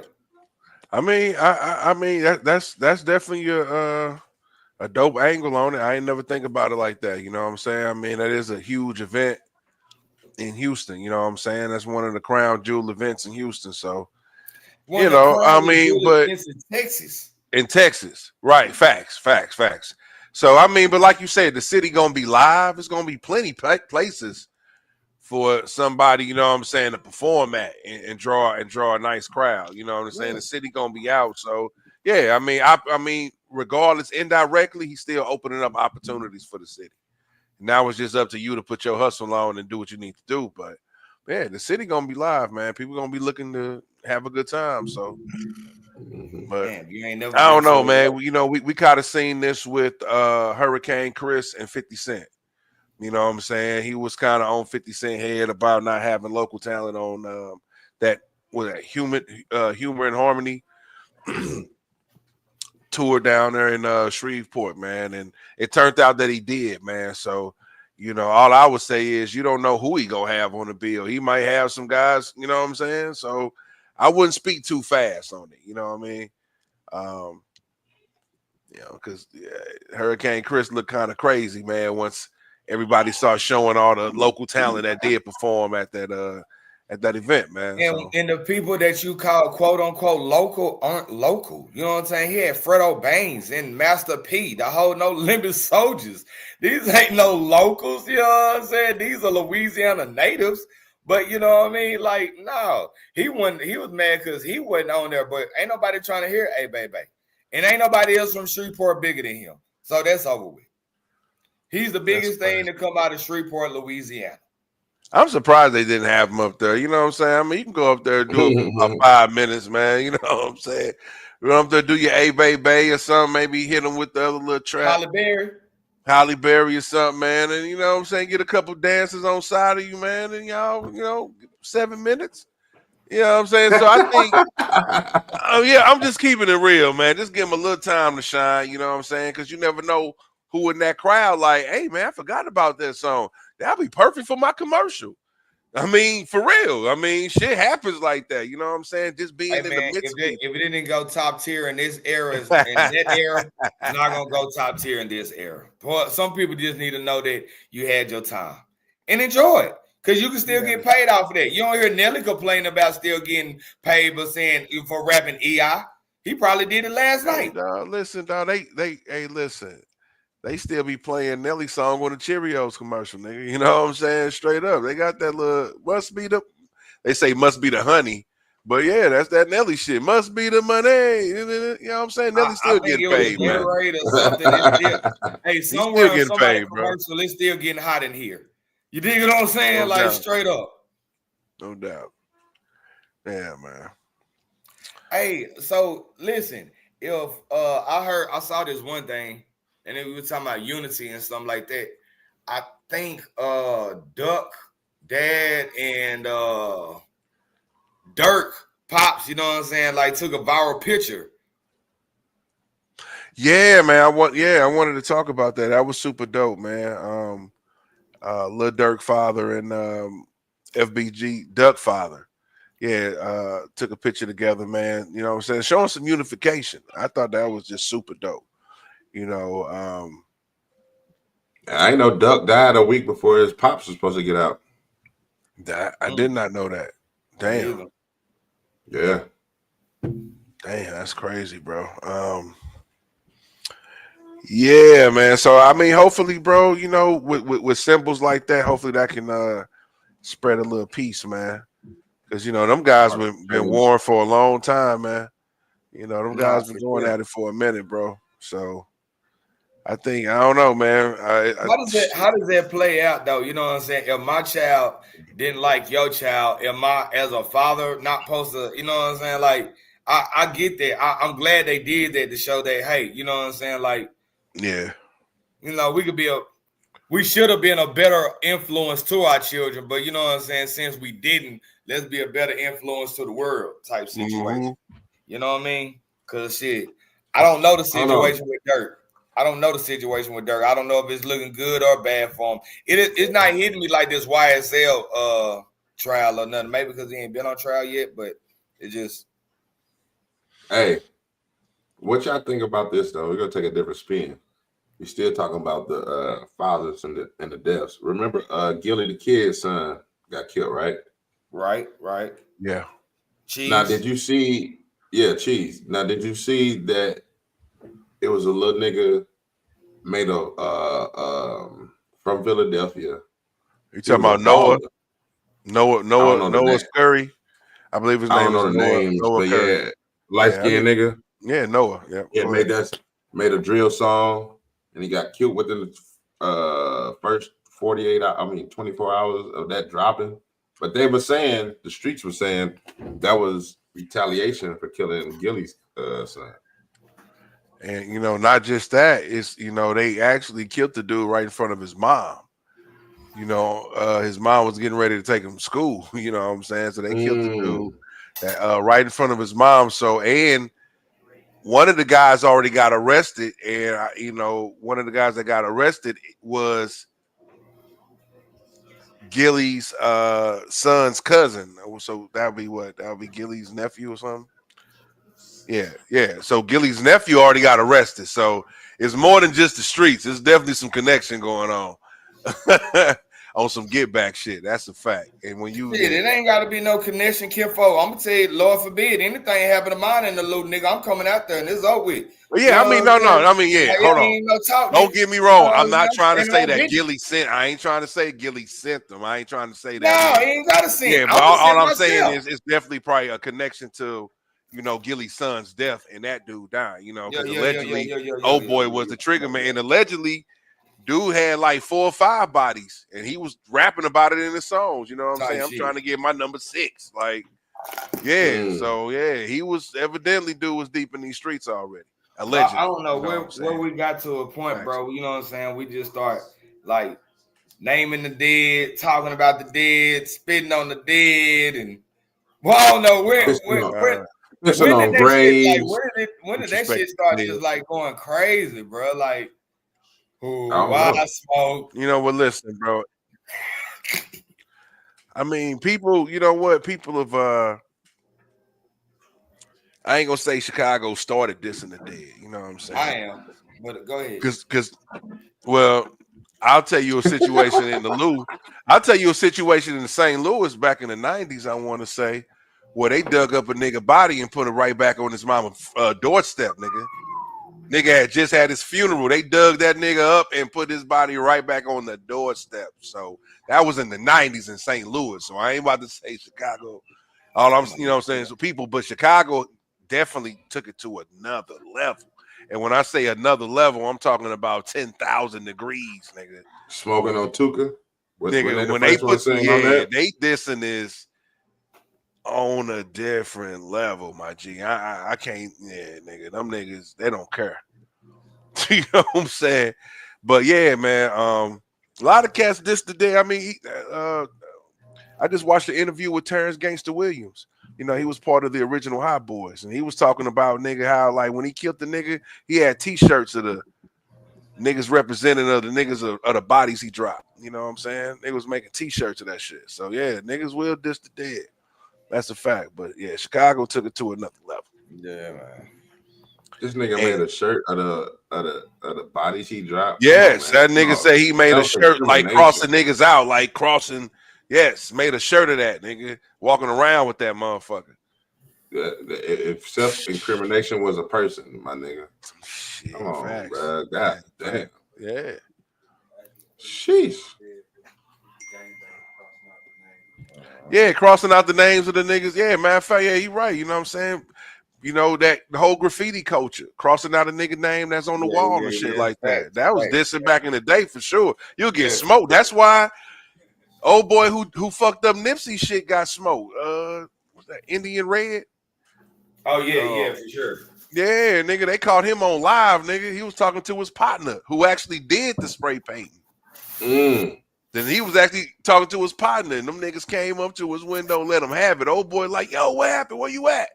And you heard old boy saying Hawthorne. Like he trying to tell him, I mean Hawthorne. You know what I'm saying? But yeah, bro. Yeah, people still get killed over crossing out murals and that to this day, man. But that was definitely, you're right. That was definitely some of the early forms of this in the day, nigga. We crossing your shit out. Facts. As Kendrick would say, whacked out murals, nigga. We whacking your shit out. You know what I'm saying? For real. Niggas have been doing that shit, dog. Man, get y'all ass back over there. Straight up. Cutting off your tattoo. Oh, you got a tattoo of that dead nigga? All right. Yeah, man. But yeah, man, Chicago, I think Chicago brought it back to the forefront for the younger generation. Now they gave them the blueprint. Okay, yeah, this is how you diss the dead in this era. Yeah, we smoking on Tuka. Yeah, we going to the grave sites. That's where it started. Yeah, we pissing on grave sites. We doing this. Like they showed the young niggas the new way of dissing. Like we ain't doing graffiti. We ain't got time for that. Even though if you come over here and whack out some names, we still gonna move on you. But nigga, yeah, we showing you how to diss through hip hop now. You know, that drill music, man, took over. And I didn't even know drill music hit like that, to be honest, nigga. I got hip to that drill saga after everybody started dying. After FBG Duck died and King Von. That's when I started looking like, man. It started with Chief Keef, though. Right. It started before Chief Keef. It started with Lil JoJo. Hey, it's kind of like with GDK or some shit, dog. It started way back with JoJo. Kind of like with Lil Jon. Can Lil Jon say he responsible for a lot of ass whoopings in the early 2000s? You know what I'm saying? Just like Just like Chief Keef can say he's responsible for a lot of murders, but I ain't gonna say that. But a lot of damn. You know, And I mean, Chief Keef, Beverly, they brung a different type of animal to hip hop. Was that the drill? Yeah, Was that drill shit. just was drill just Brett as brought to the You could influential? say Chief Keef is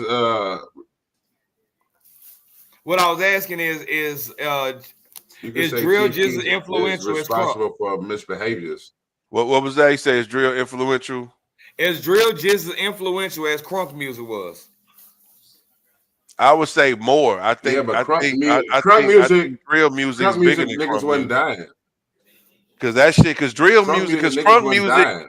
Niggas in other countries wasn't really doing crunk music. Like everybody's doing drill. You got African drill. You got Not crunk like Lil Jon. That's what I'm saying. Crunk. That's what I'm saying. Oh, Crunk okay. music. My bad. I ain't say crunk. Right. I ain't talking about West Coast crumping. Right. Crunk music. No. Yeah. We talking about Lil Jon.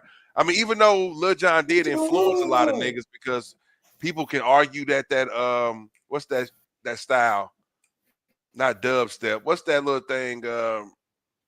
That style overseas. People that EDM. That EDM style, you know what I'm saying? That's like a Lil Jon high vibration type energy. So he definitely did his influence, but drill, everybody in every country was trying to do drill, nigga. Yeah. It was just a hood. It was just a way, okay, this is how y'all express y'all hood shit. I could do it too. So yeah, I would think drill. I would say drill is bigger. And it got blood in the streets. You got blood in the streets behind it. That's all. That makes the hope for a whole big story. Crunk niggas want to have fun, nigga. Right, crunk niggas. The worst you got to worry about is getting a broken jaw from a nigga beating your ass. Yeah, you know what I'm saying? You ain't have to worry. Maybe a stab to the thigh or something, nigga, but you ain't have to worry about getting shot, get nigga, drunk, as soon as get you get out into to a the mosh pit, nigga, and that's you had mosh pits. You had niggas welcoming a black eye. That's you know what I'm saying. Like, yeah, dog, but niggas wasn't dying behind that though. Because I mean, I'm sure a few niggas died now. I ain't gonna lie. I ain't gonna say ain't nobody died at these shows, but it wasn't like club, that. Niggas think I'm but that wasn't the. I'm that sure wasn't niggas the got thing, trampled. Though. And a couple niggas probably got That's the trampled. part of crunk. I ain't never scared. Nigga, no, I know that. Yeah, like but shit. That was that trap crunk. That was that trap crunk right there. Okay, okay, different. That was trap because that was crunk, but that wasn't like that 3-6 Mafia crunk. 3-6 Mafia crunk. To the club up. You ain't lying. To the club up, nigga. You was bouncing the whole record, nigga. Yeah, couldn't stop, nigga. You know, but that was fun. Drill is different. No, yeah, drill is different, man. Drill is trying to invoke a whole different energy. You trying to invoke, you trying to get mad, nigga. You listen to drill music, you angry at a motherfucker. You know what I'm saying? It's a whole different shit though. But I respect it because it do have some. I got some good songs. Like, you know, once I started, man, once FBG Duck and them cats, Von died, bro. I started watching this show called Chi-Town Legends, and this nigga started connecting all the dots. That's when I heard about KI and all this shit. Heard about KI and King Von going back and forth. I didn't know all this shit played out on, what was that, Twitter? Or Instagram or something, you know what I'm saying? Because them niggas is referencing all the old tweets. So you can really connect the dots because these niggas is talking about it in the tweets. Yeah, we just left somebody stanking over there. Y'all niggas saying like, y'all better not go to 62nd Street over there. It's a nigga over there flat. Like, these motherfuckers is talking about it. So you can actually connect the dots and follow the story. And I'm like, damn, I didn't know this shit was that deep, bro. Yeah, me This either. shit is deep, my nigga. It's on YouTube. It's the biggest soap opera ever in rap, bro. That's a fact. I don't think there's no lineage is as deep as that Chi-Town drill, dog. For real, I'm telling you. I mean, we just found out really around here, you know what I'm saying, who killed Tupac, you know what I'm saying? We really didn't know who the fuck, you know what I'm saying? You know, it took us years to kind of find that out. Oh, them niggas, they solving the cases the first day. You know what I'm saying? So it creates a soap opera. What's the new episode? Who gonna die next? Right. You know what I'm saying? It was different. It's different when you anticipating the motherfucker. You know what I mean? It's just different out here, bro. So, yeah, man. Biggest soap opera ever, man. Drill music, man. That's why shit, man. 50 Cent, man. Whoever make that first drill series, that shit gonna blow up, bro. You know, I was saying 50 Cent, he need to make a YSL series. You know what I'm saying? Young Thug need to sit down, pull up your director's chair, and just chill out, bro. Do a YSL series. the case has been closed. Niggas been charged. You can't double jeopardy a nigga. You know, Woody said some wild shit on the stand, so all that shit is inadmissible. He said so you can talk about shootouts and people barbershops and all that. You know what I'm saying? He can make a wild series, bro. And yeah, sit back and just get paid off these stories, man. Somebody whoever make a drill series gonna get paid off of it. Shit. That over there, Jamal? They can't try him again. You can't try, man. You can't try, man, for talking about his life, man. That's what BMF doing. Same thing with BMF doing. Let's double jeopardy, nigga. I mean, he ain't gonna tell you. Of course, he ain't gonna tell you he gonna tell you just what we saw. But that's just what, you know. And he gonna tell you a little bit more about the background, and he gonna change it up, of course. You know what I'm saying? He probably, you know. One of my cousins got nigga burnt out, man. But yeah, man. I think he probably can have a life doing a YSL series, man. I just think TV series is the way to go. You know, so we'll see, my G. We'll see, man. What are we gonna talk about next, man? Well, matter of fact, I did want to talk about this, man. TikTok phones. Motherfuckers is selling phones on eBay for crazy prices because you can't, you know, like if you took TikTok off your phone, you can't get it back. So there's like you can't download TikTok. So only people that can use TikTok are the people that already had it on their phone. So there's the motherfuckers that's just selling their phone. Yep, I got TikTok on it for thousands of dollars, nigga. Would you sell your phone right now because it got TikTok on it for thousands of dollars? Hell yeah, nigga. You said, hell yeah, nigga. I did my research, though. I did my research. Talk to me. For you to get all that bread, like we saying, like if you want to like just 10K, you need CapCut, which you can't go longer and no longer download as well. And you need I heard about that. You need the CapCut. Something like if you were getting compensated from TikTok, it was another app as well. So it's kind of like 3 apps that motherfuckers is fiending for, needing, in a sense, to get that big payout. Because if you just got TikTok, I've seen maybe $100 to $500. You know what I'm saying? That ain't no big payoff. But like the biggest payoff I seen was $13,900, nigga. 13 grand, nigga, for a fucking iPhone. I got everything. Like iPhone 15 Pro, but it was just CapCut and TikTok. Damn. 13.9, nigga. You know how many iPhones I can go buy? I give a fuck about the app. You know how many iPhones I can go buy or whatever? Bro, hell yeah, I sell that shit. But you know what? It's something to this, man. It's something to this. Selling early just don't sit right with me, man. I'm gonna let this thing build up, man. I'm gonna let this thing build up, bro, because what you mean selling early? Selling early, selling it right now. You know what I'm saying? Because really, dog, the price is not gonna go higher. Why wouldn't it go higher? Why wouldn't it go higher? Because anything in demand goes higher at a certain point. Because listen, because as the phones get more scarce and scarce, it's going to drive up the prices on the remaining phones, bro. That's just how it works. As things become more limited, it adds to the value. So people are saying 13,000, but people also underneath that you saying our best offer. You know what I'm saying? It's not, people just throw 13,000 out there, but if you come to a nigga like, yo, I got 8. DM, I got 8. He probably sell it for the I've seen some best offers, but that was the. You know what I'm saying? I'm just saying that's just to put it out there. Yeah, 13 grand. I don't mean that I get 13 grand. No, I seen a nigga get 13.9. Oh, so it's sold for 13 grand. Yeah, like this is not a listing. Okay. I look at the sold and completed items, nigga. I don't go look what's listed. I'm an eBay fanatic, nigga. I've been using this shit for over 20 years, my niggas. But I look at what was sold and the actual price. But some of them did say like were listed 5 grand, but then it'll cross it out. That's when you know your best offer has been received. when they cross out the $5,000, you never know what was discussed. So you got those in there, but it's some that's selling for a solid 10 grand, my nigga, like easy with those apps and what I said was on there, easy. It's crazy work though, but I don't see what the holding out is gonna do because I mean, Apple is only gonna relinquish the apps once they get bought by somebody in the US, and I think that's gonna happen. I mean, it's gonna happen ASAP. So I don't think it's gonna be.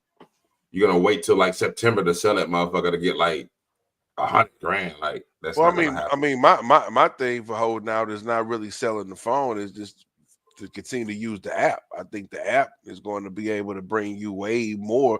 That's why these niggas. Why do you think these niggas is willing to pay $10,000, $13,000 for this motherfucking app? It's a reason. Because these niggas is able to motherfucking continue moving their businesses and doing whatever they need. You know, people ain't paying $13,000 just to motherfucking have fun on that motherfucker. Hold you on, know what now, I'm saying? let me say this though. That's all I'm saying. It's a reason behind that. So why not continue to? That's just me. You know what I'm saying? If somebody want to sell their phone, come up, do your thing, my nigga. I'm not stopping nobody. I'm just saying if your business is solely off of TikTok, you're doing the wrong thing. I mean, your business ain't got to be solely off TikTok. It's nice to have an addition. It's nice to have an addition, but if your business is, nigga, it's some people out there that shit really just run off of just straight TikTok. Like that's why the demand is the way it is because they don't know no other avenues. But I mean, it's if you nice got to have one, right? Yeah. Like everybody done went off the damn thing, but shit. Oh, here you go, coming back. But yeah, man, it's definitely. I mean, like you say, a lot of people will run their business or at least promote their business. That's what I'm saying. It's just promotion. You're able to get your promotion out to a wide range of people, so it's important. So even if you're not able to, lifeline though, right? That's what I'm saying. I mean, but listen, I mean, because technology is the new wave.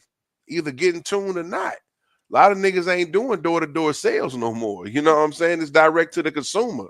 That's just what it is. If you ain't got a vendor, if you ain't out there vendoring, nigga, you online with it. But I'm saying you know there's other ways besides TikTok is making it your sole means of income. It's a lot of people, their sole means of income is TikTok.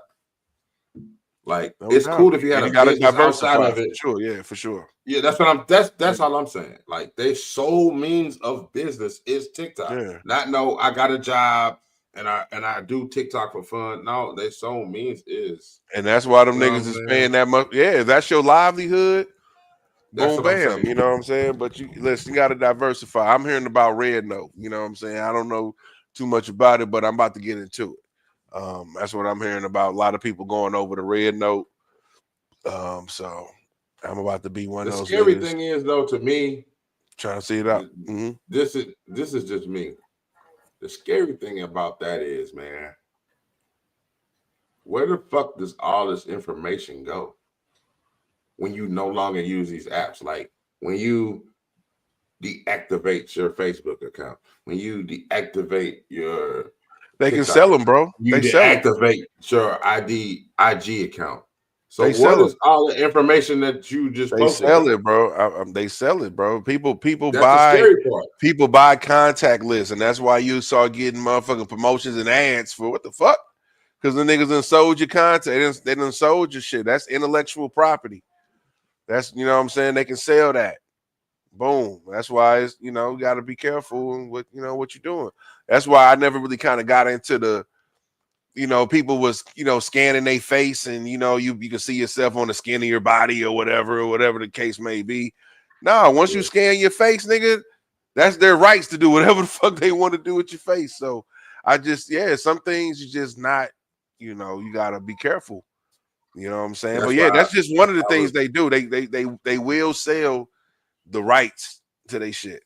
That's just what it is. That's why I be leery with some of these like apps or properties, man, because it's just like you're right about that. You no longer want to deal with this app or deal with this shit, and you done invested all this time in networking and shit. Where did this shit go? Like, okay, I'm done with it. Where does shit going? That's the scary part. You can no longer be private now. Like privacy is the number one commodity. Like the private you are, the better off you are.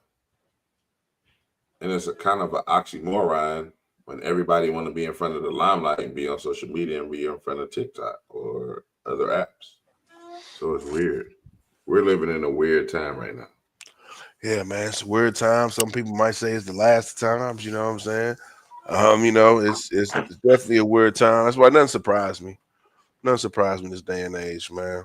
But one thing that did kind of surprise me, Benny Siegel just recently sat down with Art of Dialogue and just did a series of interviews with them. And one thing I got to say, man, his voice is a lot better. I don't know if you heard Benny lately, man, but his voice is a lot better. And he's actually going to use AI.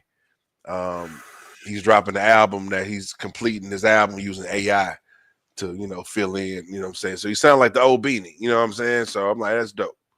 So I'm looking forward to that.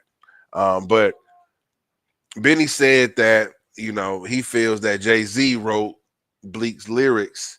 Like on any song where it might have been him, Jay-Z, and Bleek on it, he wrote the lyrics.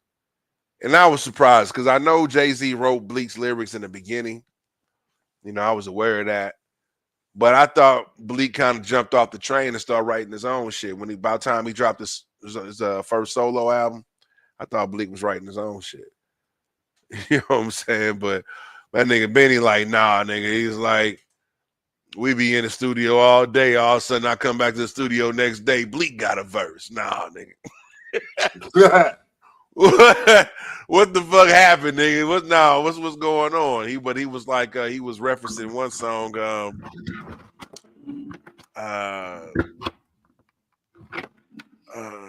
What did he say?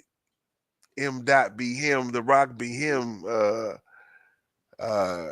I can't remember his words line for line, but it's off the Dynasty album. And I believe it's called Stick to the Script. But I'm like, damn, that's one of Bleek's best verses, in my opinion. You know what I'm saying? And to hear that Jay-Z wrote that, I'm like, oh shit. So I mean, how you feel about that, bro? Does that take some stripes away from Bleek, man?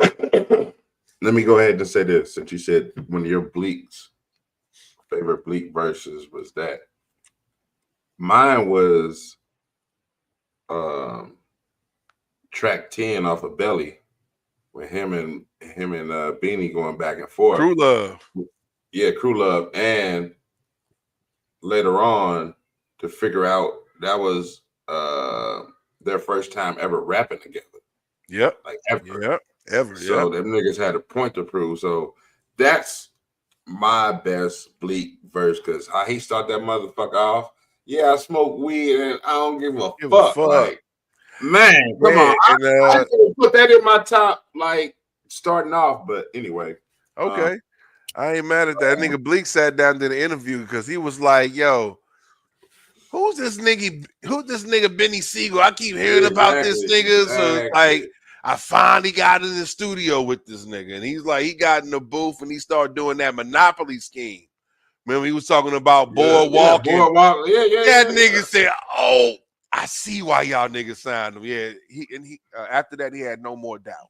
You know what I'm saying? Exactly. Like, yeah. But that was my nigga best Benny verse. crazy. But yeah, to know that Jay-Z wrote for him is not. So did he do that verse? I wonder if I don't know, D. I don't know. That's crazy. I don't know. I want to give it to Bleek. In my mind, I want to give it to Bleek. Just unknowingly, you know what I'm saying? I just want to give it to him because that motherfucker, yeah, I smoke weed now. I don't give a fuck. Like, that's hard. That's hard. Like, to start that shit off, nigga, like, that was tough. Man. But anyway, that was dope. I don't know. I mean, I'm not really surprised if he wrote for Bleek in the rest of his career. Because that's what Biggie was doing for Lil C's and the whole Junior Mafia. So it's not far-fetched. I think not far-fetched. I think Jay-Z would take a page out of Big's book if that's what was going on. No Because think about it. If they're the two lyrical giants that can just go into the fucking booth and just hum some shit to themselves and then make a whole masterpiece, but then write for the rest of y'all crew. I mean, come on now. You're still a mastermind. So, I mean, it doesn't surprise me if that's the case. Yeah. But, I mean, Biggie did the same thing with Junior Mafia. So, Facts, man. It's just for me, it's just like, okay, I know starting off, but at a certain point, it's like, damn, somebody still writing for Jim Jones. Like, you know what I'm saying? It's like at a certain point, I get it. You gotta just jump off the porch. You know what I'm saying? You gotta jump off the porch. And I mean, in them songs like Crew Love, that's an iconic song. You talk about Stick to the Script, that's another iconic song. The track he did with Cameron on Come Home With Me. Even Round Here, nigga. With I know there wasn't no bad artist. You know I mean, yeah, Trick That T.I. I don't know. I mean, did he write that? It just brings us to a lot of questions. Like, damn, did this nigga really write his shit or what's going on? So, I mean, the songs are still dope. It is what it is. I'm still gonna bump the songs, but I just happen to think that Bleak was penning some of them iconic verses. You know what I mean? I'm still gonna go. I don't want to know about the Crew Love. Just if you find out it before me, just don't tell me. But I think them niggas in the studio together. You know what I'm saying? But that nigga probably had the. That nigga probably had the whole song at the same. He was just acting like he didn't know what to say. I heard Beanie Siegel's perspective, and I heard Memphis Bleak perspective. So I want to say Bleak wrote that shit, bro, and I'm gonna stand. I want to stand by that. Because that is one of his best versions, just to me. Like you said, stick to the script. That's your shit. Well, I say it's one of them. That's one of them. Man, that beat and then how his cadence and how he started that motherfucker, like, yeah, you couldn't have started that song off no better, my nigga. Shouts out to Memphis Bleak for that song, man. Crew Love. Make sure you listen to that song off that Cameron shit too, man. I forgot. What's the Cameron? I think it's called Extravaganza or something. They never really had a matter of fact, it's either called Just Fire or some people might call it Extravaganza. There's really no title to it, but it's like him and Cameron. I forgot it's a couple more cats, man. But Bleak just killed it. Benny Siegel on that track. That probably is my favorite Bleak, you know what I'm saying, verse from that song there. But, now you talking about was that on the Come Home With Me? That's on the Come Home With Me, like track 13 or something like that. Okay. If I'm not mistaken, man. But that's yeah. No, check that out. Check that motherfucker out, man. But man, I'm gonna bring it on home, man. I'm gonna bring it closer to the motherfucking soil, man. Because this is a viral video. I don't know how viral it is, but it definitely came across my desk, man. You got a young dude from the east side of St. Louis, man. And you know what I'm saying? He's kind of talking down on St. Louis folk a little bit, you know what I'm saying? He was calling us Jimmys. Now that's been going on since the 90s. I ain't never been we called them river rats. Like this is hold my on. cousins would let me know that, but go ahead. I'm gonna okay, that's what I'm saying. Because I think, listen, bro, I've been to the east side, numerous amount of times. I've never been called a Jimmy, but I've heard that maybe a couple years back, just recently though, that's what they referred to St. Louis people as Jimmys. But I ain't never been called. So I think that's like amongst them type shit. Like, man, I'm Jimmy's over there. I don't think it's not like if you go to Chicago, they'd be like, yo, what up, Joe? Like everybody say, what up, Joe? Like, that's just a term for everybody. That's what I'm saying. So like, it's not like, I've never been called a Jimmy. So when people say it, I'm like, when, nigga, I ain't nigga, hold on. Let me say this. You ain't my people over there. Like I ain't never heard that. But you saying you heard it in the 90s from your cousin, right? Yeah. Most of my right? Hold on. Let me speak. He said, let me speak. Most of my family on my mama's side, and yeah, most of my family on my mama's side is definitely from Charlie Park, you call it Washington Park, Belleville, and other little spots there. But I think it's just the diehard people that don't like St. Louis that say the Jimmies, because allegedly we had a term for them, called them river rats. You know what I'm saying? So I think it was just a thing back in maybe like the 70s or the 80s or some shit, and it probably just came and kept going. But nah, because I've been going to the east side all my life down there, bro, and I ain't never been called a Jimmy in my life. Never, So, bro. I mean, but I know that they call St. Louis niggas that, and it's weird because they won't say. It seems like they'll say it online or on the phone, but they won't say it to your face. So I don't know. Weird shit, man. Listen, man. But I definitely knew. I got nothing but love for the East Side, man. You know, I heard about the River Rats. I never called the East Side motherfuckers River Rats, but of course I heard about it because that was on our side. But I never called East Side people River Rats, and I really don't even understand the tension, because every time I used to go over there, bro, I never had an issue based upon niggas beefing with us because we from St. Louis. That's just the reason. Like, you go over there and of course you bump into a nigga. Of course, niggas gonna react the same in the club. So you might get into it with a nigga that's from there, but it's not based upon me just coming from St. Louis. And the thing is, because old boy was talking about how St. Louis people dress, and he's like, yeah, St. Louis niggas got the purses on and all that.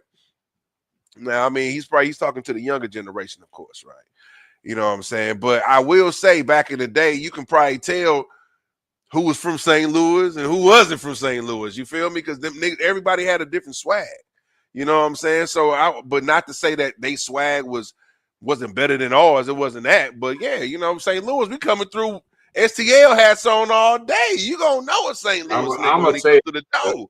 Our swag was bad. You're not gonna say it. I'm gonna say it. You go ahead and say it, man. He said our swag was better than ours. We got the teams, nigga. Fuck you talking about? We got the Cardinals. We got the Blues, nigga. Like, stop playing, nigga. Facts. But they in Illinois, so they got whoever they got. The Bulls, they got all that too. But East St. Louis is not that close to Chicago, my nigga. Stop playing. It's not that close, but it's in Illinois, though, my nigga. That's the fact. Though. But they ain't rocking that shit. The closer you get to Chicago, the closer you like rock STL, Chicago but you can't even wear STL caps. Only thing they got is Eastside High. What's up, Eastside High? Yeah, Eastside. Man, listen, all I'm saying is I have, we used to party big over there, man. Bino, Rio, Monastery, my nigga. We coming out when the sun coming up. You know what I mean? Right, and I ain't never had an issue. They had a whole movie on that shit.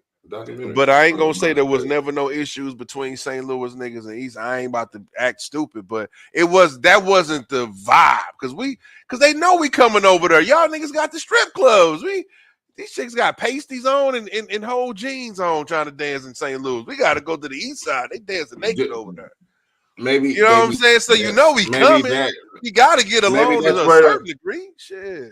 Maybe that's where the term came from. I'm sure because he was calling the Jimmy Dean sausage head, motherfucker. I'm like, maybe it came from Jimmy Dean, but you know what? It probably came. I'm gonna tell you, all this shit always start from one fight, from the tricking over a woman. It's probably some woman named Pearl and a nigga named Jimmy and a motherfucker named James or something. And these niggas got into a tussle, and it's just been on ever since. But I don't know, man. You know, one thing I don't know. Put it in the comments. Where did this shit start from? I don't know where this shit started. I really didn't know motherfuckers really called us Jimmys. But I spoke with a young lady. She was like, "Yeah, y'all some Jimmys." I'm like, "What the fuck is that?" Like we adopted Jimmys as the West Coast version of, you know what I'm saying, some rubbers. You know what I'm saying? We would say Jimmys. We were talking about rubbers. We weren't talking about niggas from St. Louis, man. So that's a shock to me though. So. But I don't want them niggas to kick off some East Side St. Louis beef, man. You know, East Side been very good. This has been going on since the day since East before Side, he was man. born, nigga. So. Let me get an East Side they props ran right now. Hold on, 2 times. and a gunshot. Let me get an East Side Day price. Because you will get robbed over there. You will get robbed over there if you don't know where the That's fuck a you're fact. going. You will get robbed, but you know we ain't gonna talk about the bad. We're gonna talk about the good. Now, I'm gonna tell you about the East Side, man. This is something they can hold claim to fame. They got the crowd. They produced Darius Miles, nigga. I ain't talking about Darius Miles. They did something better than that. Go ahead. When that drought was happening, nigga. When that drought went down in St. Louis and your ass couldn't get nothing but some $20 a gram motherfucking stacks, nigga. The East Side was open for business.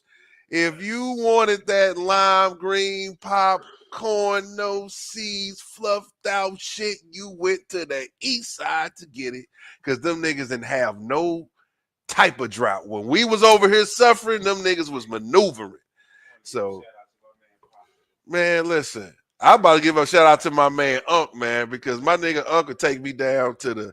Listen, I don't know the East Side streets, but I trusted my man Unc.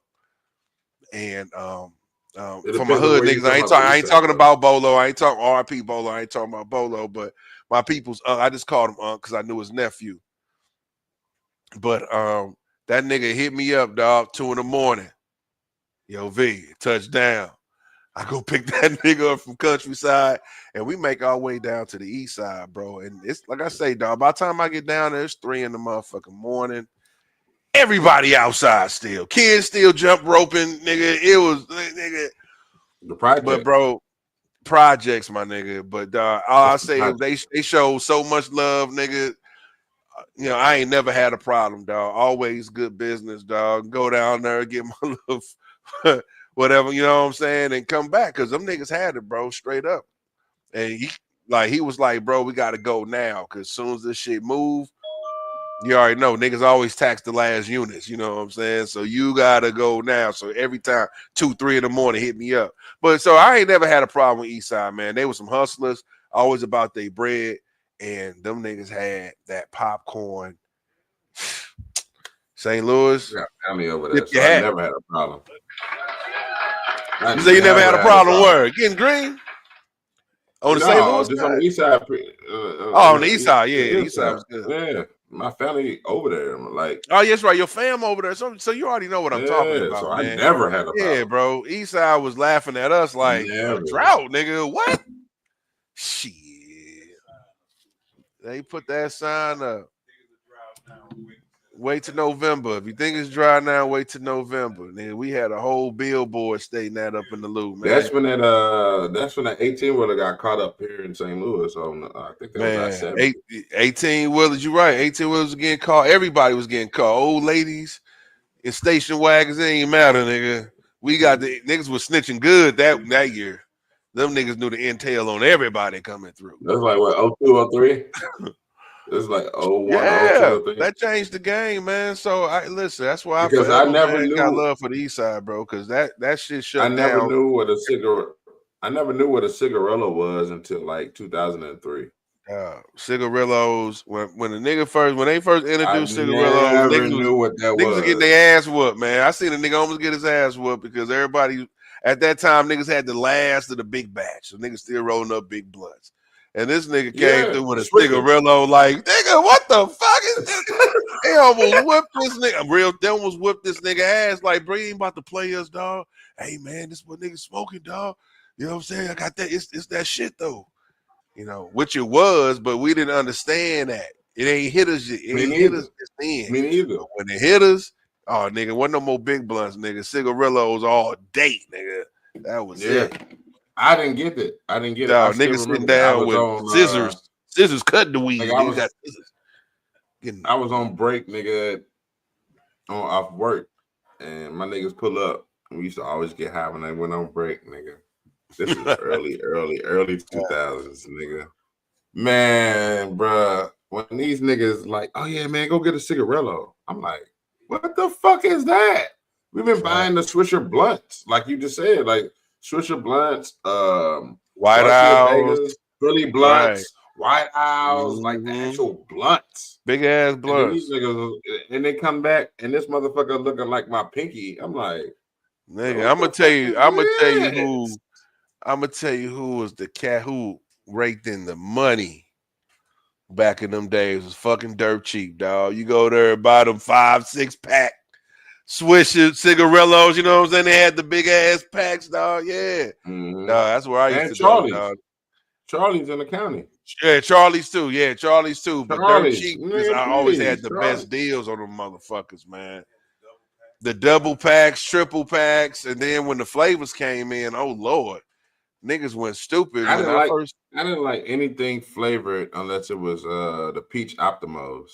Peach was probably the best flavor because it wasn't too crazy. Nah, You know, it was like a hint that of peach. strawberry or the Yeah. strawberry cigarello. I couldn't stand a was a nigga hint. bring no grape. Don't you ever bring no motherfucking grape Swisher to my face. You smoking on syrup, nigga. What the fuck? You smoking on Dimetap, nigga. I don't want none of that. That dark That's ass. why I still don't like flavor shit to this day because the niggas No. contaminating the session with a white grape, or just A regular white grape, grape. whatever. Get that shit out It of don't there. even matter. The white Just grapes wasn't any too grape, bad anything. sometimes. It was like a little tart. Nah. I ain't gonna lie. I had got some white grapes. Well, I mean, when ain't nothing else to get. Nah, all the regular dog. shit, give me that. Nah, dog. That shit is not allowed in no session, my nigga. So that's why I don't smoke flavor shit. That's kind of why I kind of went to papers too. I mean, they got flavored papers, but at the same time, if you want it to burn right and smell good, you don't want no flavored paper. I'm gonna tell you the diabolical papers, man. They got niggas probably still suffering from lung issues now. Was them clear joints, them clear blunts and shit, dog. I'm like, what the fuck is this, dog? It's like you Blame just Lil smoking Wayne. straight plastic, my nigga. I couldn't get down with the plastic, to Lil bro. Wayne. When he was like, I'm like, what do you say? I'm like my see-through. I'm like my see-through blunt. Man, Nigga, it was cool. It's cool to look at, but man, I don't trust that shit. Like man, I remember damn, smoking that shit a couple times, and it was weird because it's like I'm looking at it. It's kind of like visually smoking a bong. Because you can see the paper get blacker and all that shit. You know what I'm saying? It's like visually smoking a bong. So it's kind of like a eye thing. It's kind of like, man, I don't want to see this shit. Man, if they come out with like maybe a clear hemp wrap or something like that, maybe. You know what I'm saying? But I don't know what they was using. Nothing clear. You know, nigga, give me glass, man. Fuck the dumb shit. Matter of fact, let me hit a bong rip right now. The bong, man. Fuck that. Man, shout out, man. Hit a bong, man. And also, man, I want you to go ahead take an extra bong hit, man, for DJ Unk, man. Walk it out, man. You know, recently passed away at 42 years old, man. That is super young, man. I don't know the circumstances behind his death. I'm sure that'll probably come out, you know, in the upcoming weeks. But man, just another legend, you know what I'm saying, that kind of helped shape a whole era in music, you know, that snap type era, you know, niggas dancing again, niggas was getting playing crisscross again out there, man. Yeah, he had the club scene on Smash, man. I had the club scene on Smash. Walk It Out. What's the other one? Like, I hate to say the other one he had too, though. Walk It Out is kind of like the best. What's the other two-step? He had the two-step one too. Yeah, he had two-step. That's like the best remix that ever, one of the best remixes that ever came out. I was just about to mention that too. The Andre 3000 connection, because to be honest, that is to me Walk It Out, one of the top 5 remixes. Jim Jones on that motherfucker. Well, not even because of them niggas. You could, no disrespect to none of them guys, Jim Jones, but the remix was the remix because of Andre 3000. That's what made the remix, dog, because that nigga molded that thing into a whole new, he Genzu'd that motherfucker. I can't even explain, dog. And it was so, nobody expected that. To me, I put it on the same level as Biggie tongue twisting with Bone. You know what I'm saying? On Notorious Thugs. It's like, it was just so unexpected, but so hard though. Like, you know what I'm saying? Like, it was his song. He made it his song. So yeah, man. That remix is crazy. But Jim Jones, no doubt, he did his thing on that too. But Andre 3000, he was one that shine on that bitch, man. Yes, sir. Shouts out to DJ Unk, man, rest in peace. Shout out to DJ Unk, man. You know, gone but never forgotten, man. They're gonna be playing What Walk about- Out forever, man. You ain't gotta What worry about Barry that. Michael Cooper, man? Barry Lost Michael him, too. Cooper, man. I didn't want to have to report on that either, man. That's a blow to the just the community, the film community. He wrote New Jack City, Above the Rim, and Sugar Hill, man. It's kind of like John Singleton, bro, all over again. Facts. Facts. Yeah, definitely in certain ways, man. I mean, he don't, you know, he didn't get the recognition from the public like John Singleton did, though. But I mean, we were just talking about these movies. We were just talking about these movies and their soundtracks last week. Above the Rim. We were just talking about how that's one of the best soundtracks ever. You know what I'm saying? So this dude contributed a lot to the culture. You know what I'm saying? In If the it wasn't for that movie, you wouldn't have a music. soundtrack. You know what I'm saying? That's what I'm saying, bro. If it wasn't, and the direction of the movie influenced the songs on the soundtrack. You know what I'm saying? So what he wrote, yeah, people, you know what I mean? So yeah, facts. So, So, no movie, no soundtrack, you know. right. You know what I'm saying? When you think about New Jack City, what was Ice-T song on there? New Jack Hustler? Hustler Yeah. song. Right, Hustler. New Jack Hustler. New Jack. I love that fucking. Oh my god, that's one of the best records. New Jack. When we really didn't say went New hard. Jack City was the best soundtrack, but the New Jack City is definitely a dope ass soundtrack. Because I like that one song. He's like, "Don't Wake Me, I'm Sleeping." That shit is hard. That Christopher. That's hard. But one of the sleeper songs to me, I didn't know it was 2 Live Crew, but what did he say? My dick is in the dust. Something. Yeah. I didn't know that was 2 Some, Live Crew. That sounded my like dick is in the dust. Yeah, that sounded like to me. Hearing it, Yeah. when I first heard it, it sounded like Bushwick Bill, but that was 2 Live Crew. That was 2 Live Crew, yeah. I think they played that song when they was like going through the crack house or some shit. It was like when it was going through the Carter or something.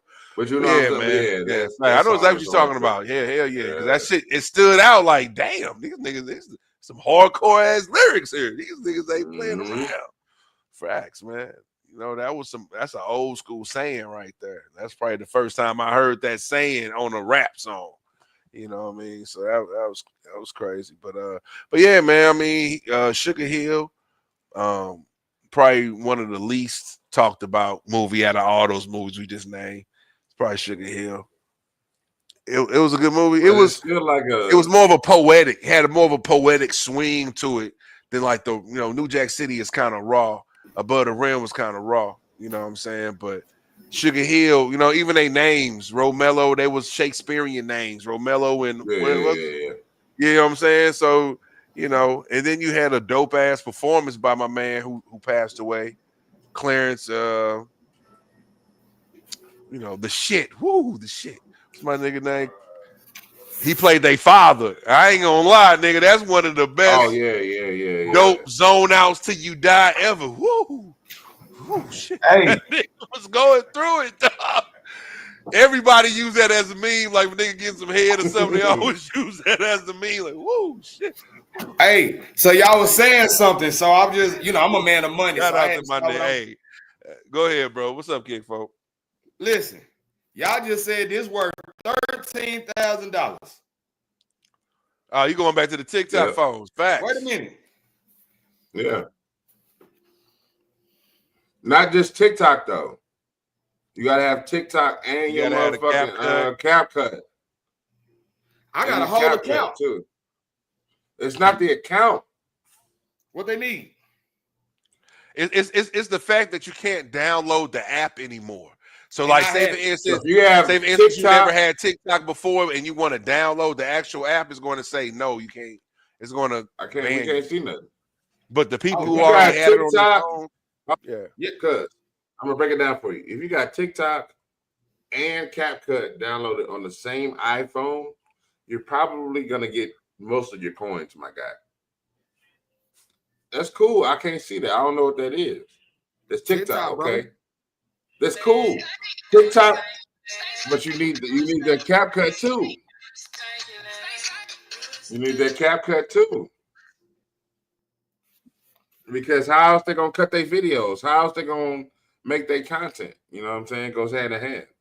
Somebody Hey, man, wants this tablet with TikTok. I'm putting it on the net. 20 bands, you can have it. 20 bands for that old tablet. Man, You ain't gotta charge Hey, for nigga, it. they gonna give you $2,000. They gonna give you $2,000. You gonna be like, I bet. I'll take 5. I know. Nah, you gonna take 2 and be like, I bet. You can't get it, dog. If you ain't got TikTok on your phone, now listen. Now you might be right because they eventually might open it up. They might be able to swing something, but they will have to. They will have to sell TikTok. And why would China sell TikTok? They making so much money off of it. Why would they sell it? Like, it's not them selling it. It's them. It's the U.S. trying to make their own version. Of course, they want to take over and make their own shit. But the blueprint from them. Okay, right. How can we make it Americanized to where we don't give be able to give what am I trying to say? Information to other countries. That was the main ploy, right? Yeah. Of breaking it down. Yeah, TikTok. Listen, no, I understand exactly what you're saying. Like, America's definitely gonna find a way. That's one thing about America. You close the door, a window gonna open. People gonna find a way. But one thing about people, though, we love shit that you ain't supposed to get. So when things are banned, people want it more. You know what I'm saying? So the only way I think people will be able to get TikTok is if China sells TikTok, and I don't think they're ever gonna sell TikTok. But yeah, America might come up. It's the China, but America trying to get their version though. No, but TikTok is a Chinese-based app, and that's the whole point. Biden was trying to say that they was taking the information that people was giving on TikTok. Right. So as I'm saying, so as long as it's in China's, our enemy's hands, we probably ain't gonna get TikTok back. But if they sell the company to like an English version, a London or something like that, they sell it, then maybe so. But why would China sell TikTok? They're getting so much money off the shit. Like, you know what I'm saying? They ain't gonna sell on TikTok. So we might not ever get TikTok back on our phones, bro. Just to keep it 100. Because Donald Trump definitely don't like them motherfuckers. Trump definitely don't. He ain't trying to see nobody eat. If a dime going to the park, I want in. Nigga. I gotta go help my daughters out. Nah, go ahead, bro. But I'm just saying, man. But we will see, man. Money talk. If they want it, I got it. Hey, man, we're going to put that up there. Actually, we're going to put that in the caption, bro. We got laptops going. I got an iPhone 14 that I would gladly sell. I got a little mustard stain on the back, but I'll get that off. I'll put a brand new case on this month. I got this case from Five Below, so it probably ain't the best. But listen here, if you want my iPhone 14 with TikTok, you know, I would take me and my 300 followers and get the fuck on. You know what I'm saying? You know, but we got to talk about at least a couple bands, y'all. At least a couple bands. I'm a low ball. You know, I'm a low ball. I ain't going under 8. Yeah, you know what I'm saying? I work out a deal too. Live 1,500, man. 1,500, man. I even throwing a speed charge. Give me 8 of them things, nigga. I got kids, nigga. Give me $8,000. Listen, nigga. Fuck the dumb shit. Listen here. You know what I might even go to 100, nigga. Let the like you said, let the months keep going past and going past and going past. You build it up. Be 100. Yeah, I'm gonna hold on to it right now though, because I'm about to try to pimp TikTok. I ain't gonna give it up right now because I'm happy. I'm kind of happy TikTok back. You know what I'm saying? Yeah. If I do that, I would have downloaded on my because ain't nobody saying nothing about the Android. And TikTok on Android. TikTok on the Android is like finding a diamond. You know, you probably get top dollar for an Android with TikTok. That's what I'm saying. Ain't nobody bringing it up. Listen, the thing is, it's just a craze right now, man. I think it's gonna level out. People ain't gonna be paying no. Listen, I don't know. It's gonna level out. It's gonna level out. But anyway, man. But yeah, cuzzo, make sure you put that tablet up, man. You know what I'm saying? Wipe off any hot sauce stains. You know what I'm saying? That might have accrued on that motherfucker, nigga. And get that thing right, man. Either. Straight up. You can't get it on Android either, yeah. So No, you can't get it on nothing. It's not in our region at all. It's not in the U.S. of A. at all, my nigga. The same way you be over there in China, you can't access certain YouTubes and shit. It's banned in the country. Like, nigga, you can't. I'll be right back. Yeah, it's crazy. It's Nah, for crazy, real. bro. They ain't playing, dog. You know what I'm saying? Another thing Trump ain't playing about, like I say, man, we got ICE in St. Louis. You know what I'm saying? Straight up. We got I forgot the name of it, but it's immigration police. You know what I'm saying? Oh, In shit. St. Louis. Detaining folks, man. Trump ain't playing, man. They banning and scanning in this motherfucker, nigga. These niggas is banning and scanning, nigga. They scanning IDs and banning if you from overseas. Hey, man. These niggas ain't fucking around. This is a whole different country, man. Goddamn right it is. It ain't the land of the free. It's the land of. Yeah, it ain't the free no more. It ain't just free. Niggas ain't free no more around this It ain't just free no motherfucker. more. Goddamn, you got to pay the cost to be the boss of the United States of America. Straight up, nigga. You Hello. want to go to Burger King, nigga? You need proper ID. No, for shit show. You gonna have to. We gonna walk around with a passport in this motherfucker. Papers, please. See your papers, man. But yeah, man. Listen, man. I don't know. Listen. We was talking about that shit in the barbershop today, man. You know, and I was like, bruh, Trump gonna try to find a way, man, to get some more years, man. He gonna find a way because when when you in war. They don't have to switch presidents when you in wartime. You know what I'm saying? So, hey, man, Trump gonna do something stupid. He gonna squeeze a few more years, man. I'm telling you. Yeah. So, but yeah, man.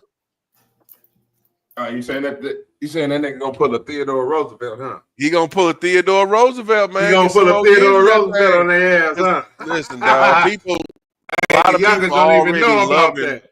what Trump doing, but what Trump is doing is actually affecting, my job. Right? So you know what I'm saying. So I can speak from experience. Like he's shutting down, certain things in healthcare, like Part B. You know what I'm saying? What we call Part B reduction at my job. He's shutting that down. So it's gonna be a lot of people that's not gonna be able to access certain healthcare, man. So yeah, and he did all this the first day. He signed over 200 executive orders the first day. So yeah, man. So I ain't playing no. All I'm saying, I ain't never seen that where the first day, dog, you already making change that's affecting. You know what I'm saying? Most times, what the president do don't affect me personally like that.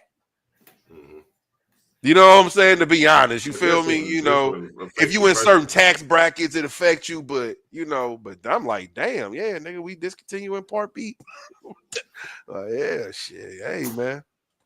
So, man, all I'm saying is Trump ain't playing, man. So, whoever voted for him, this is what you wanted. I'm glad I cooked, nigga. Glad you cooked, man. Facts. You asked for it. Yeah, this is what people ask for, man. So Trump gonna give it to you. But I will say this, man, not to give anybody credit, man, but I think this is how a president's supposed to move. You're supposed to come in, put your foot down first day. It's all this gradual shit. You know what I'm saying? You got the power to push in executive order, nigga. Sign, motherfucker. Now, Congress can still veto it, you know what I'm saying? But you can put it in order first, you know what I mean? That's how you're supposed to, bro. All this gradual shit is for the birds, nigga. So you gotta get 2/3 of Congress. Fucking president. I'm doing what I want. Was that 2/3 of Congress is something to vote on shit, unless it's like wartime. I think in wartime, whatever the president say, go, nigga. It ain't no. If I say nuke this motherfucker, that's what we do. You know what I'm saying? So okay. Yeah. I just want to say this. I feel sorry for the generation up under us because they don't have this kind of dialogue. You know what I'm saying? Like they don't know these kind of facts that we know, bro, and we need to instill that into them. Like they don't know that little certain shit. You know what I'm saying? Like right. Certain systems of the government is responsible for certain shit, and just what the but you know what, bro? Say doesn't just go. It has to go through these proper channels, even though it may not even go through that shit. But you know, But guess what, dog? We learned this shit in school, bro. This is social studies. When they tell you about the 3 branches of law, checks and balances, you know what I'm saying? This is what but they they don't supposed to have teach that. you. And this is what I'm just saying, but that's how I learned about it. The Facts. judicial, legislative branch, and I forgot the other Yeah. one. But Exactly. you know what I'm saying? Executive branch, right? You know what I'm saying? Yeah. So you learn about this in social studies. That's why you're supposed to. Young people supposed to know that the president can retain presidency if he's in wartime, and talk about Theodore Roosevelt who did that shit. You know what I'm saying before. So I mean, yeah, bro. I mean, they supposed to learn this in school, bro. One thing I will say, I did learn that in school. You know what I'm saying? Now you're right, because they took out cursive writing in school. You ain't even got to learn cursive no Exactly. more. So they might not be I'm teaching over there that, but teaching that's my kids. crazy if you ain't teaching how your country run. That's I'm over here crazy. teaching my kids their signature and shit. Like they don't even know how to begin to even write it. They don't You even don't know need what to, because a capital K would even look like to even have a structure to be like, okay, you know this is why? what I'm looking at. Because every time you go somewhere and they ask you to put a signature down, you know what I'm saying? You over there writing like you motherfucking Willie Mammoth. You just putting a squiggly line. You know what I'm saying? It ain't even got to look like a name. But no, some people actually sign their name though. But I'm just saying Some it's people not actually sign needed their though. The shit. necessity is gone now. That's all I'm saying. You don't have to know how to sign your name no more. This man opened up a document talking about Martin Luther King, bro. Straight up. You know what I'm saying? Like, I don't. Whoa. Why? Are you talking about the assassination documents? Yeah. Why would you open it? Why What would you was it on JFK? It was on JFK, Martin Luther King, and somebody else, right?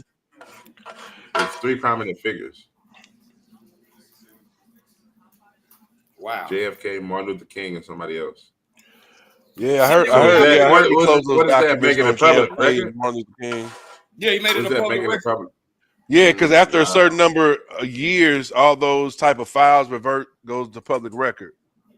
You know what I'm saying? So all the FBI files. So it's a day and time where the Martin Luther King files will be opened up to the public. You know, so all the dirty secrets, whatever they have filed, we'll be able to see.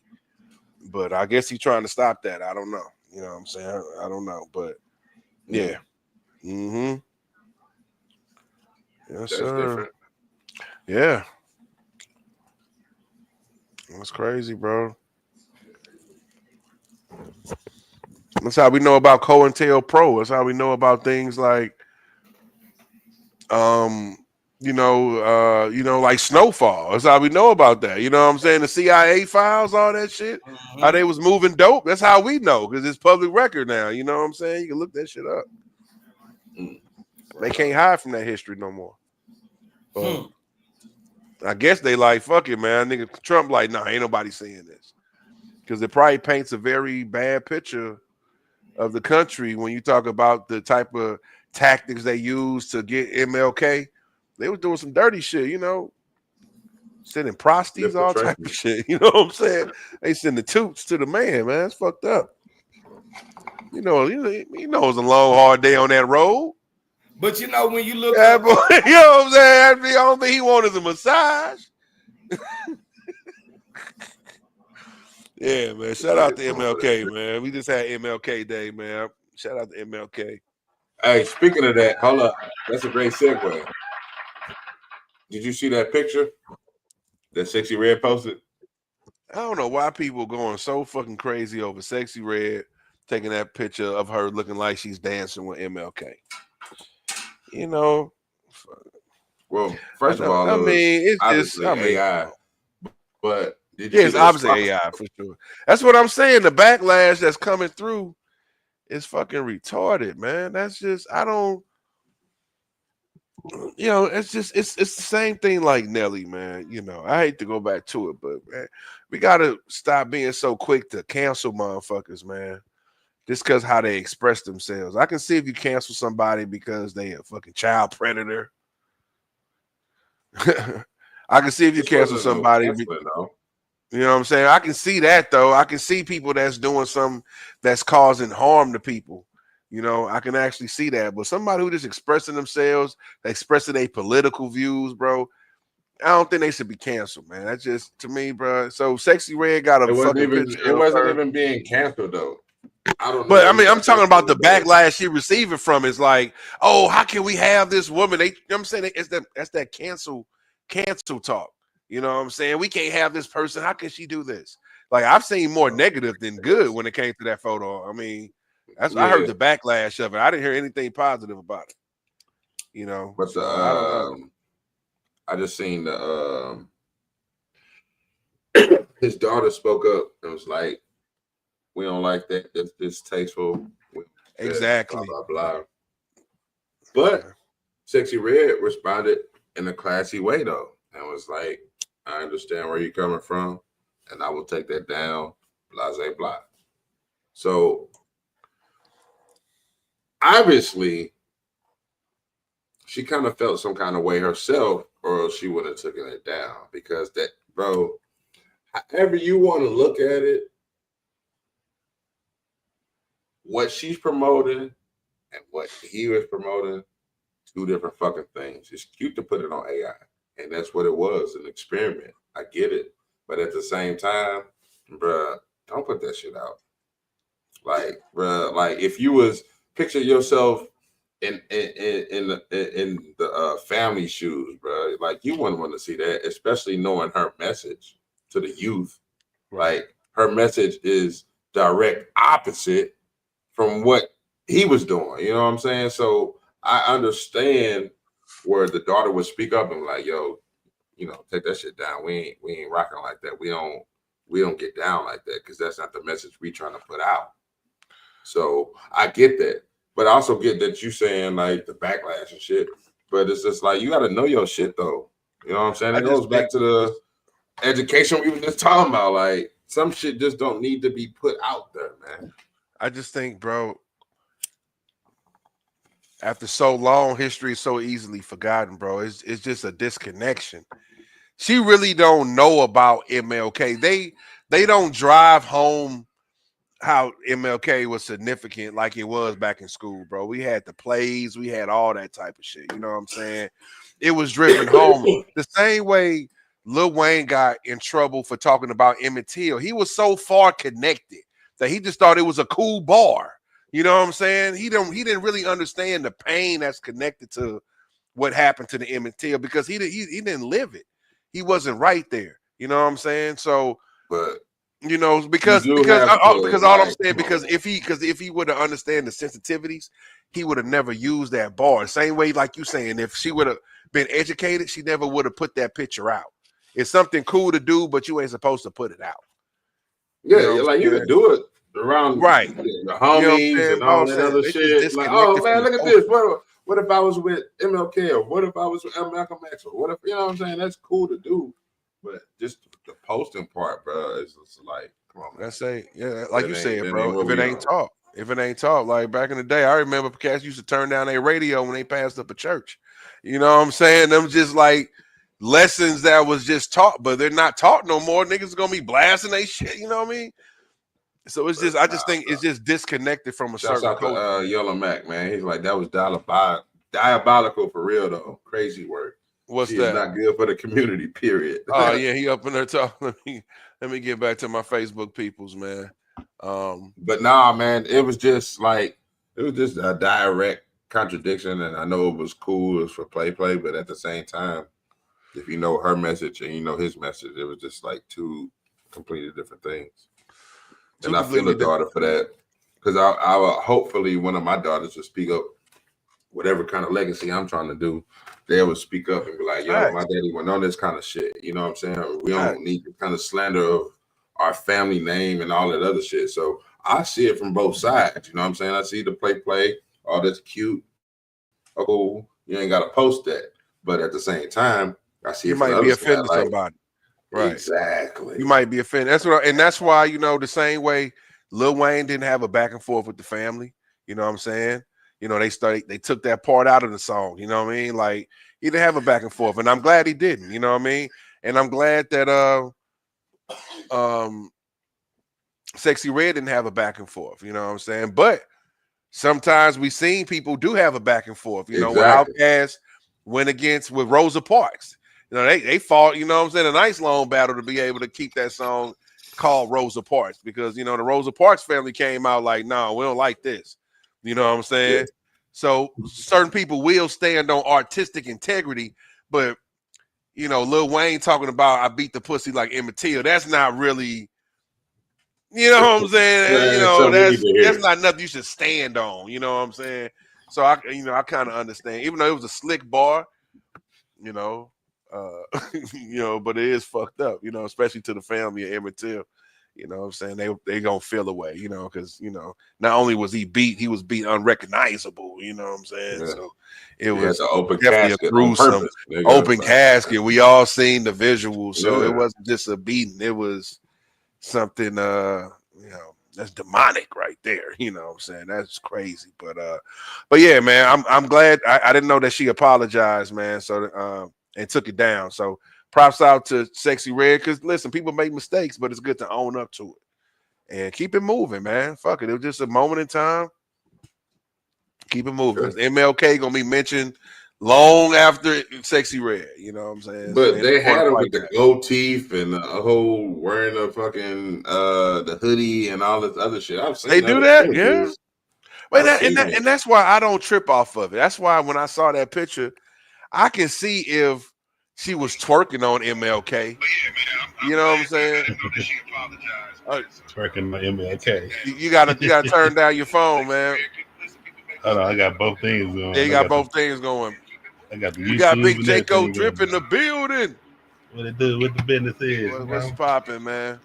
I was just saying, man. I didn't find it offensive, man. Like I say, I think it would have been different. She was twerking on MLK or something. Look, you know, she just dancing with him in a classy way. It's like a classy, you know, dance on the floor. Hey, you know what I'm saying? The hand in I seen- hand, moving like this. You know, that type. I seen worse. I seen worse than AI shit.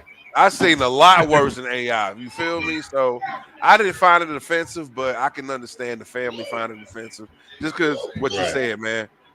Two different messages. You know what I'm saying? Yeah. It's crazy. Yeah. It's what her music, because her music represents definitely not the progression of what they thought black folks would have been in headed to. You know what I'm saying? So, you know, Not at all, bro. you know, yeah, but listen, man, hey, it's we gonna forever people are forever gonna trip up. You know, it's not gonna be the first time a celebrity gonna speak out of turn and say something ignorant. You know what I'm saying? Because, like I say, when you disconnected from something, you don't know. You know, and you don't know to be like, hold on, that's offensive. You know what I'm saying? Like when Boosie wore that Kappa shit. You know, he just wore it because it looked fly. You know what I'm saying? Everybody like, you can't wear that. Only Kappas can wear that. You know what I'm saying? So you don't know. If you're not educated, bro, you don't know. You know what I'm saying? Because they was But he on had Boosie Kappas ass. in his family though. They was on was Boosie right ass, boy. They was on his ass. But didn't he turn out to have? Yeah, he like, did. people in his family? Yeah. He did have Kappas in his family, and his Kappas Yeah, I was let him about to know say. like why they was on his ass. Yeah. He didn't. He wore it because it was red and white. It went with his outfit.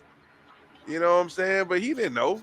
But people, Right. all I'm saying is you never know who you offend. You know, you can have the best intentions in the world, but you just never know who the fuck you offend, man. Gotcha. Hey, Crazy. speaking of which, when you said somebody had died, man, it's kind of unfortunate that Project Pat's son had died in Memphis recently. Man, Project Pat, Yeah, I son, seen man. it. Yes. Seen it. How did he pass hated away? to hear that. Gunshots, man. Murdered, man. Murdered in the park, man. Who was gonna kill? That's crazy, man. It's cold blooded. That's cold blooded, Cold man. blooded. And we all know how much Project means to all of us. We all fuck with Project Pat to the highest degree. And I just hate to hear that, man. We definitely want our champions to keep winning. And it's sad because we heard about, Crunchy Black lost his daughter a couple years ago. You know what I'm saying? Gunned down in that motel parking lot. So it's just like, damn, this is a sad reoccurrence, man. I keep hating to hear this, man.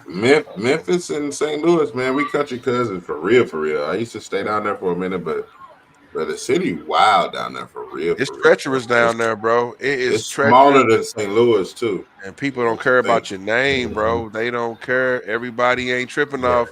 That's Project Pat, son. Like I say, that could be a strike for a nigga. Or it might be a totally different situation. I don't even know the situation. I don't know why. You know what It happened could to be a Dolph? personal, internal matter. You know what I'm saying? I don't know that. It You could be know what happened to it could Dolph, be nigga? whatever. You know. But that's I hate that, man. You know, Project Pat. You know, we recently seen him kind of turn more to a righteous way of living. He became a pastor. Facts. This became a pastor, right? You're right about that. And so this got to be tough, man. You know, so this Been preaching in the jails. yeah. And I haven't seen any response. I haven't heard them mention anything yet. But you know, of course, give the family some time to do what they need to do, man. And grieve, but yeah, it's a blow, man, and it's a mark. It's a bad mark on Memphis, man. It don't look good. You know what I'm saying, for real. Bro, hold on. Y'all Let's taking out go your ahead. Giannis 'Cause we stars. had. Let's bring it. Hey, let's do it. Let's bring it all the way full circle. Benny. Memphis was the place that killed Martin Luther King that we was just talking about. Yeah, Memphis killed Martin Luther King. You damn They've right. had a black cloud over that city for a long time, bro. Yeah, A long time. Didn't Elvis die in Memphis? Didn't Elvis or somebody die in Memphis too? I think Elvis might have. Did he die in Memphis? Did he die in Vegas? I don't know if Elvis died. He died on the shitter. Wherever he died at, he was on the shitter. Yeah, I think he was in Memphis too. Yeah. But yeah, Memphis killed what we were just talking about, Dr. Martin Luther King, as we know it, bro.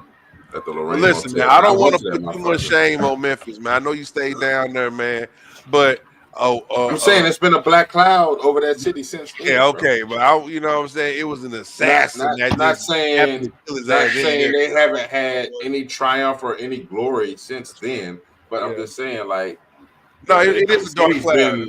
I've heard that. It's been a dark cloud over that city since, bro. And I've heard it from some of the people that live there, like, bro, like, ever since that happened, that shit ain't been the same, my nigga. It ain't been the same, man. But shouts out to the Houston family. Shouts out to my 901 family, man. Facts, man. Prayers up.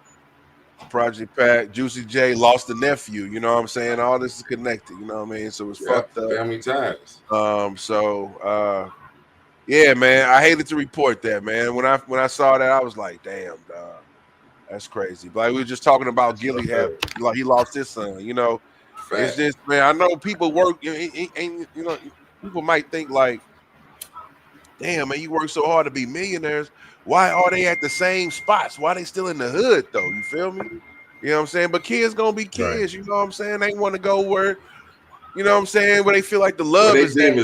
Where they deem it's cool, not where you deem it's cool. You know what I'm saying? So I get it, man. But you know what?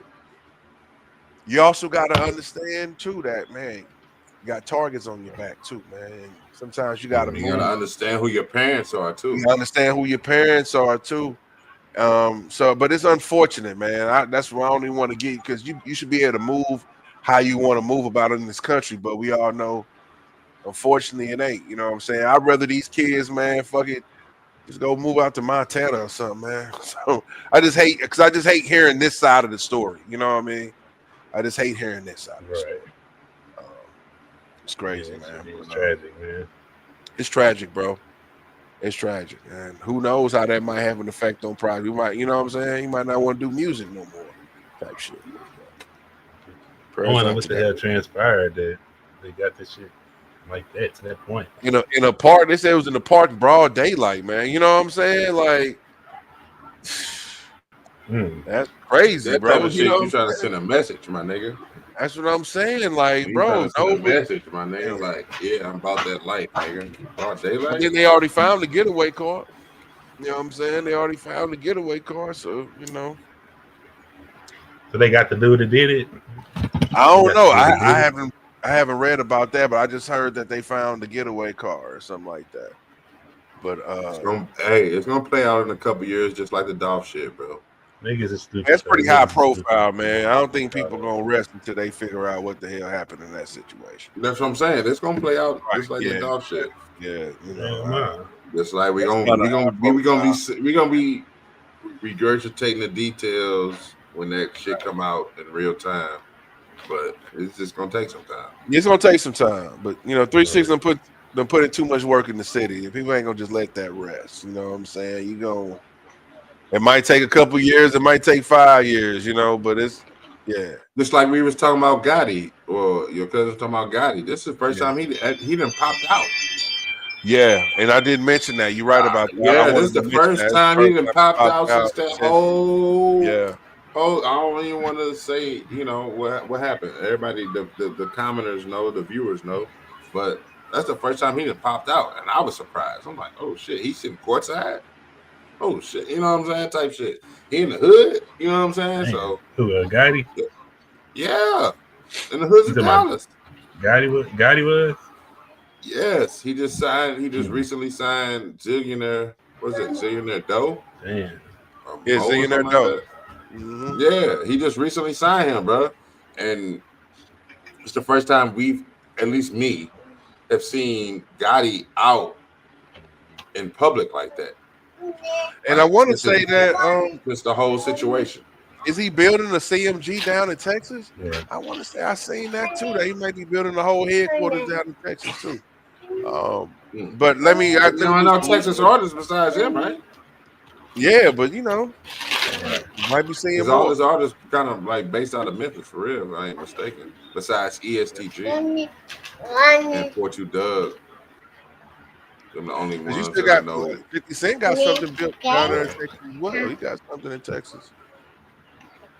So, but I don't know, man. I'm just saying, man. It was the first time he popped out. You know what I'm saying? In the minutes he popped out. That's a fact. Hell yeah. And people know what we talking about, so I don't want to bring it up. What's understood ain't gotta be explained. Yeah, no doubt, bro. Ain't mad at that, man. If you know, you know.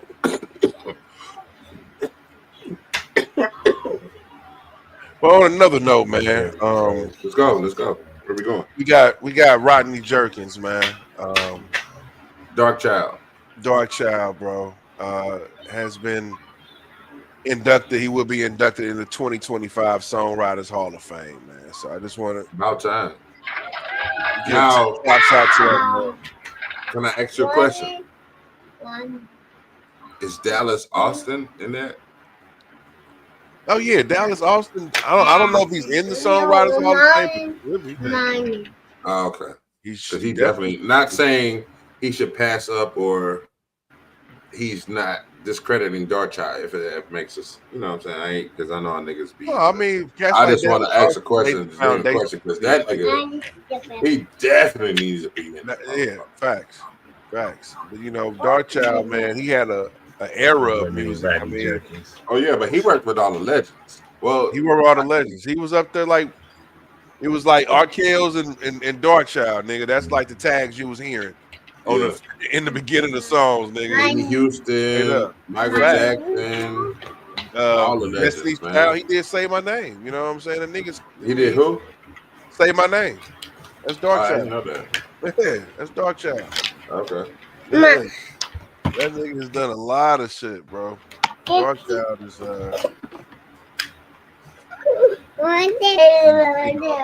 and all the songs, dog. He a producer too. Dude is cold with it. Incredible, man. So shout out to Rodney Jerkins, Dark man. Child, yeah. Dark Child.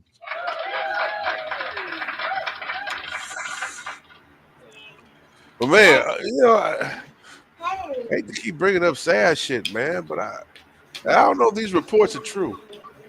Okay. But I heard a dude fell through a church's chicken and killed somebody. Man. Y'all heard about that?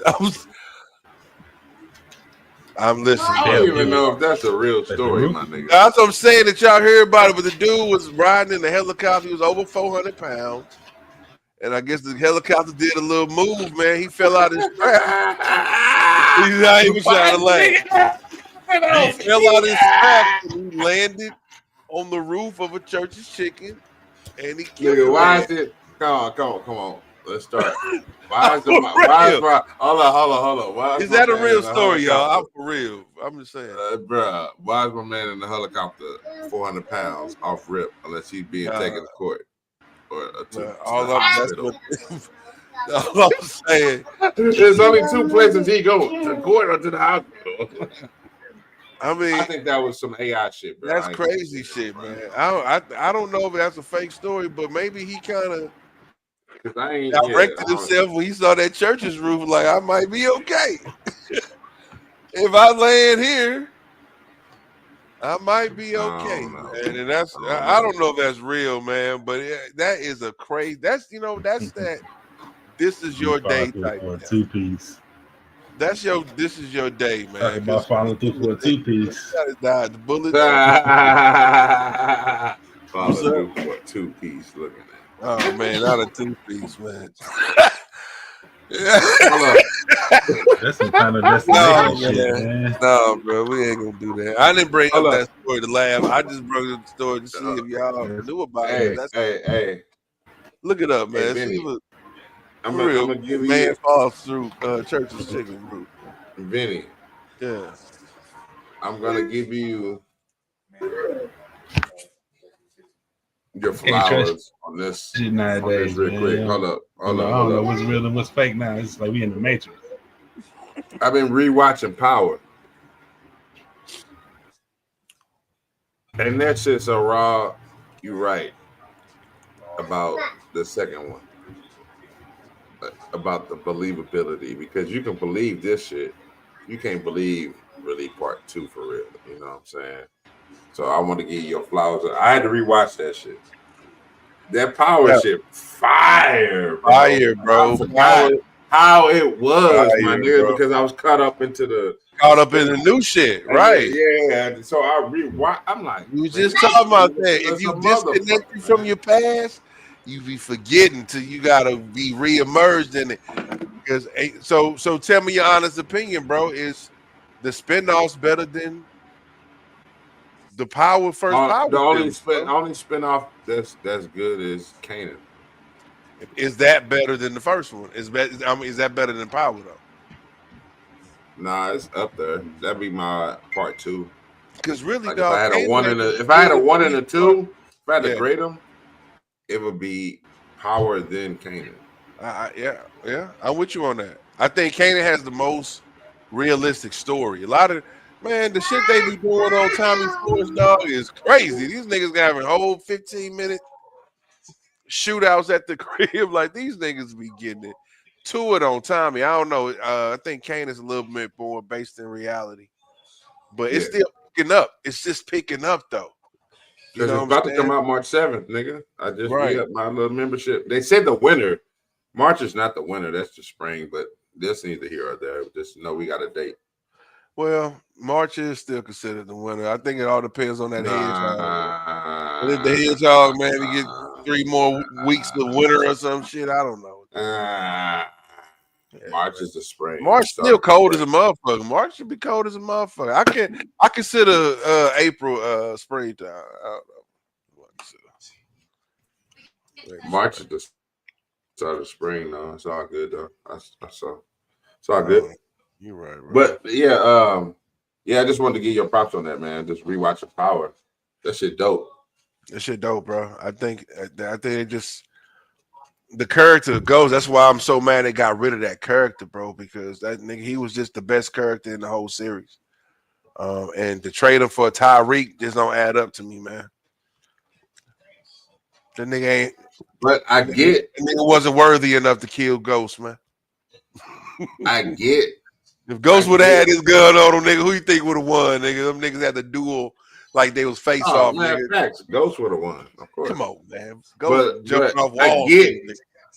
I get part 2 though. Like I get it. You know what I'm saying? I get it. It's just not as better as the original. Because the original because like I'm at the part where Milan had infiltrated his shit. and had him by the balls and he was a shit. You know bad what I'm motherfucker. saying? Yeah, Milan was a bad motherfucker. Yeah. So I'm at that Weird part, ass like, ass nigga, but he yeah, was like season 3, like that's only halfway through. So, bro, I'm at that part, like, God damn, like, but it's all believable though. yeah, facts. You know what I'm saying? Except some of the shit is kind of, you know, some of the shit is exaggerated for TV purposes. We know that, especially the Lobos shit. Of course. And they, you know what I'm saying, getting sprung up out of prison and shit. That shit, nah. But most of that shit, you can kind of be like, oh, man, some hood shit. That shit really happened. And my nigga Dre, that nigga is so motherfucking two-sided. But I'm gonna give you this. I'm gonna ask you this now. Rewatching Power, I'm gonna ask you this question. After watching Kanan through and through, and seeing how Jukebox and Kanan had a relationship, right? Did you not think Kanan feared Jukebox when they was grown? Because rewatching it, that nigga, he didn't want to tell her the truth and all that shit. But even still, once they got cool, he still never was 100. I think he feared her to a certain degree, man. Just that. I don't know if he ever feared Jukebox, man, because shit, the way he be standing up to her, like, you know, I don't know. Sometimes he be talking to Jukebox reckless, dog. You know, but that's how they talk to each other. You know what I'm saying? Because she done cursed that nigga out too. That's what I'm saying. That's what I'm saying. He ain't never expressed no fear of expressing himself to her. So I don't know if I don't think he motherfucking feared, especially nigga. We know that he killed her ass. You know what I'm saying? You know what I'm saying? Well, I don't know. You seen Power, right? I hope I ain't spoiling for you. Right, well, you know, I've seen him before. I'm just rewatching. Right, I'm just saying, yeah. So he killed the ass. You know what I'm saying? Shit, that nigga. I think it was because she wasted had too much information. She had too much info. Facts. You know what I'm saying? I gotta figure out like where that started, but yeah, bro. Like, I just feel like he feared her to a certain degree, and he feared Sean. Not saying that they would kill him in that kind of fear, but he feared the worst of them because Sean raised by ghosts in a sense, and he had that grudge on him about being locked up. So he knew that Sean wasn't built for that life how he wanted him to be. And Jukebox just had too much info and knew the real Kanan. If you go back and watch Kanan and then rewatch Power, everything makes a little bit more sense. You know what I'm saying? Because how Jukebox treat that nigga, be like, where'd this shit come from? You go watch Kanan, you know what I'm saying? Everything kind of makes more sense. Because she knew the nigga didn't have that body when he first, you know what I'm saying, from the jump. So I think that's why that was in that, you know what I'm saying? So no doubt, man. But shout out to 50, man. Shout out to 50, bro. I mean, he's making moves. So March 7th, I definitely will be waiting to see how they're gonna kick it off. You know, for real, because really raising Kanan, I mean, I'm guessing they trying to highlight, you know, Kanan, but last season, nigga, the best motherfucking character was Joey Badass character.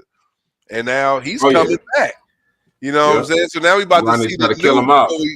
Right. So you know what I'm saying? So I don't even know if he's gonna even be the main guy in this season because everybody trying to see how what's old boy name in there? Supreme Unique. Right, Unique. Yeah. So everybody trying to see if Unique is right in the head. I mean, you know what I'm saying? So he the focal point of this season, of the upcoming season. You know what I mean? So, I'm still waiting for Kanan to be grown up. That's why I'm waiting for him to meet up with Ghost and Tommy. I think that's what I'm about to say, to see where the disconnect comes in at. You know what I'm saying? So where the connection and the disconnect come in at, because they taking their time. He got him locked up. Yeah. You know what I'm saying? I'm thinking after this Unique situation, because I heard they're supposed to be coming out with a Ghost Origins, where it's supposed to be talking about Tommy and Ghost. Ghost. how they came together. You know what I'm saying? And then how they So probably met. I'm thinking they should at least run Kanan into that before they start that up. I don't know, but we'll But see. whatever happened to my nigga Councilman Tate? Supposed to have his own season, nigga. Yeah. I think it's probably That coming. never came into fruition, but he was always into Force though. He came into more Force and more Part 2.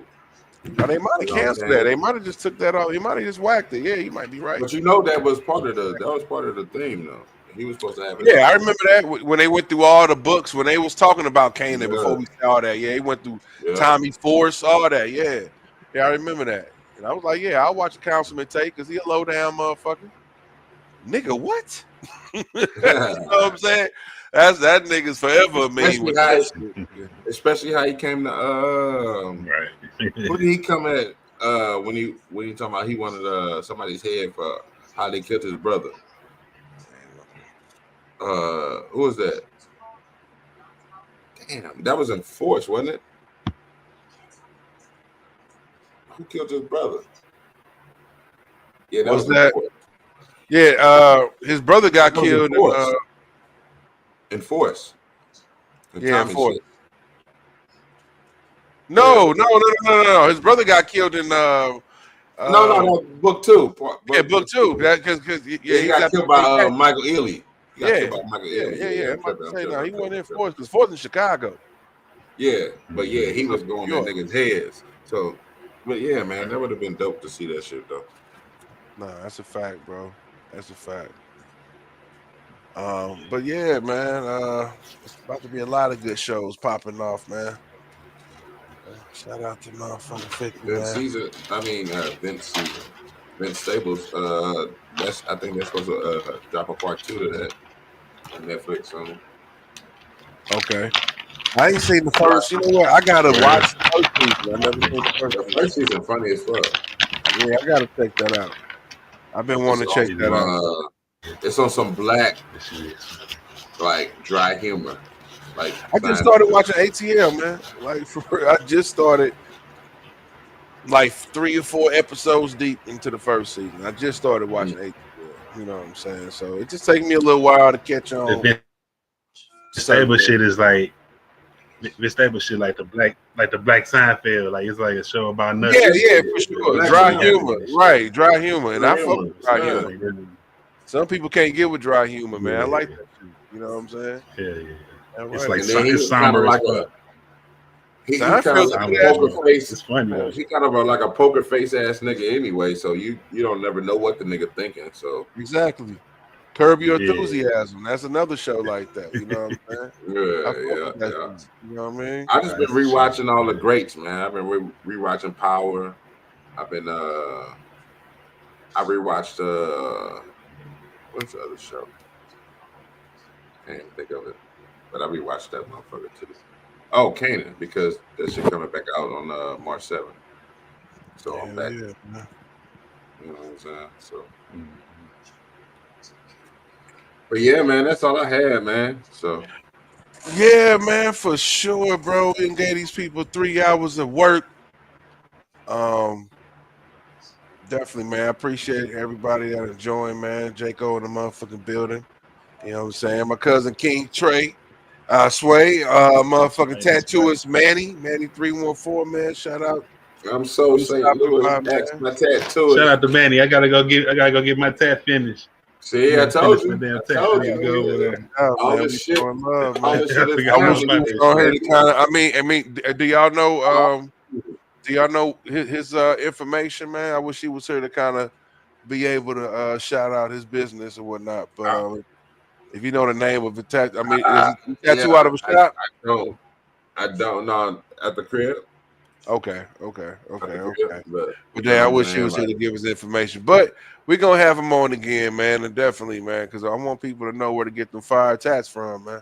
Man, I got so many tats. We were just discussing before all the people that chimed in, but we was just discussing, bro. Like in 2020, nigga, I got like 20 tats alone. I believe I might be exaggerating, but like, nigga, it was just nobody wasn't doing shit. Everybody was just chilling, stuck in the house. I'm like, man, I'm gonna get tatted. Fuck the dumb shit. Facts, They wasn't even bro. tatting during I ain't COVID got like no that, was it? tats, man. I'm so far behind y'all niggas. I ain't got no tats, but shit, maybe in a couple Nah, of man, like, don't even years. try to keep Man, I up, might get bro. one in 10 years, man. Don't even try to Three. keep up. Don't even try to Three. keep That up, nigga bro. got like 103. Right, I think he got 103 over there, man. Like I say, man, RIP my nigga Derek, man. Remind me of Derek. That nigga had about 100 tats on him. Man, I got hella, bro. I'm trying to Everything. get my legs. Man. I'm trying to get my legs, man. All the hip hop quotables was on Eat his my body. whole body. I don't give a motherfucker. Eat my whole Facts. body. Shouts out to Birdman for saying that. Yeah, that's a fact, dog. But yeah, man, I appreciate everybody stopping through, man. Facebook family, TikTok family. We can continue to say that TikTok family, man. Mhm. Instagram family, YouTube family. I appreciate everybody for tuning We in. gonna sell Everybody in this the phone, audience, get this engaging, 13 man. bands, baby. Appreciate Get that, 13 bands, nigga. no doubt, man. Yo, KG, man, I when we sure end, we got a stay on, TikTok man. and We holler CapCut at on you, my man. shit. But to everybody else, man, much love, y'all. That's what we gonna do. Vinny Yes, Vito, sir. catch me in my TikTok too. Catch Spit Your Game. What is it on TikTok, bro? Spit Your Game, talking shit, or what is it? The Spit Your Game I believe it's SY SYG.TYA. We I we mean need TYS. a better damn name. But yeah, catch us there at motherfucking TikTok, man. Yeah. And that's I what didn't it think is. about it. But no, that game, I mean that name was taken, so I had to like abbreviate it. So it's all good. Ah, fuck it. So yeah, we in the building. Bitch. All right, then, my brothers. Peace. Jacob. Yes, sir.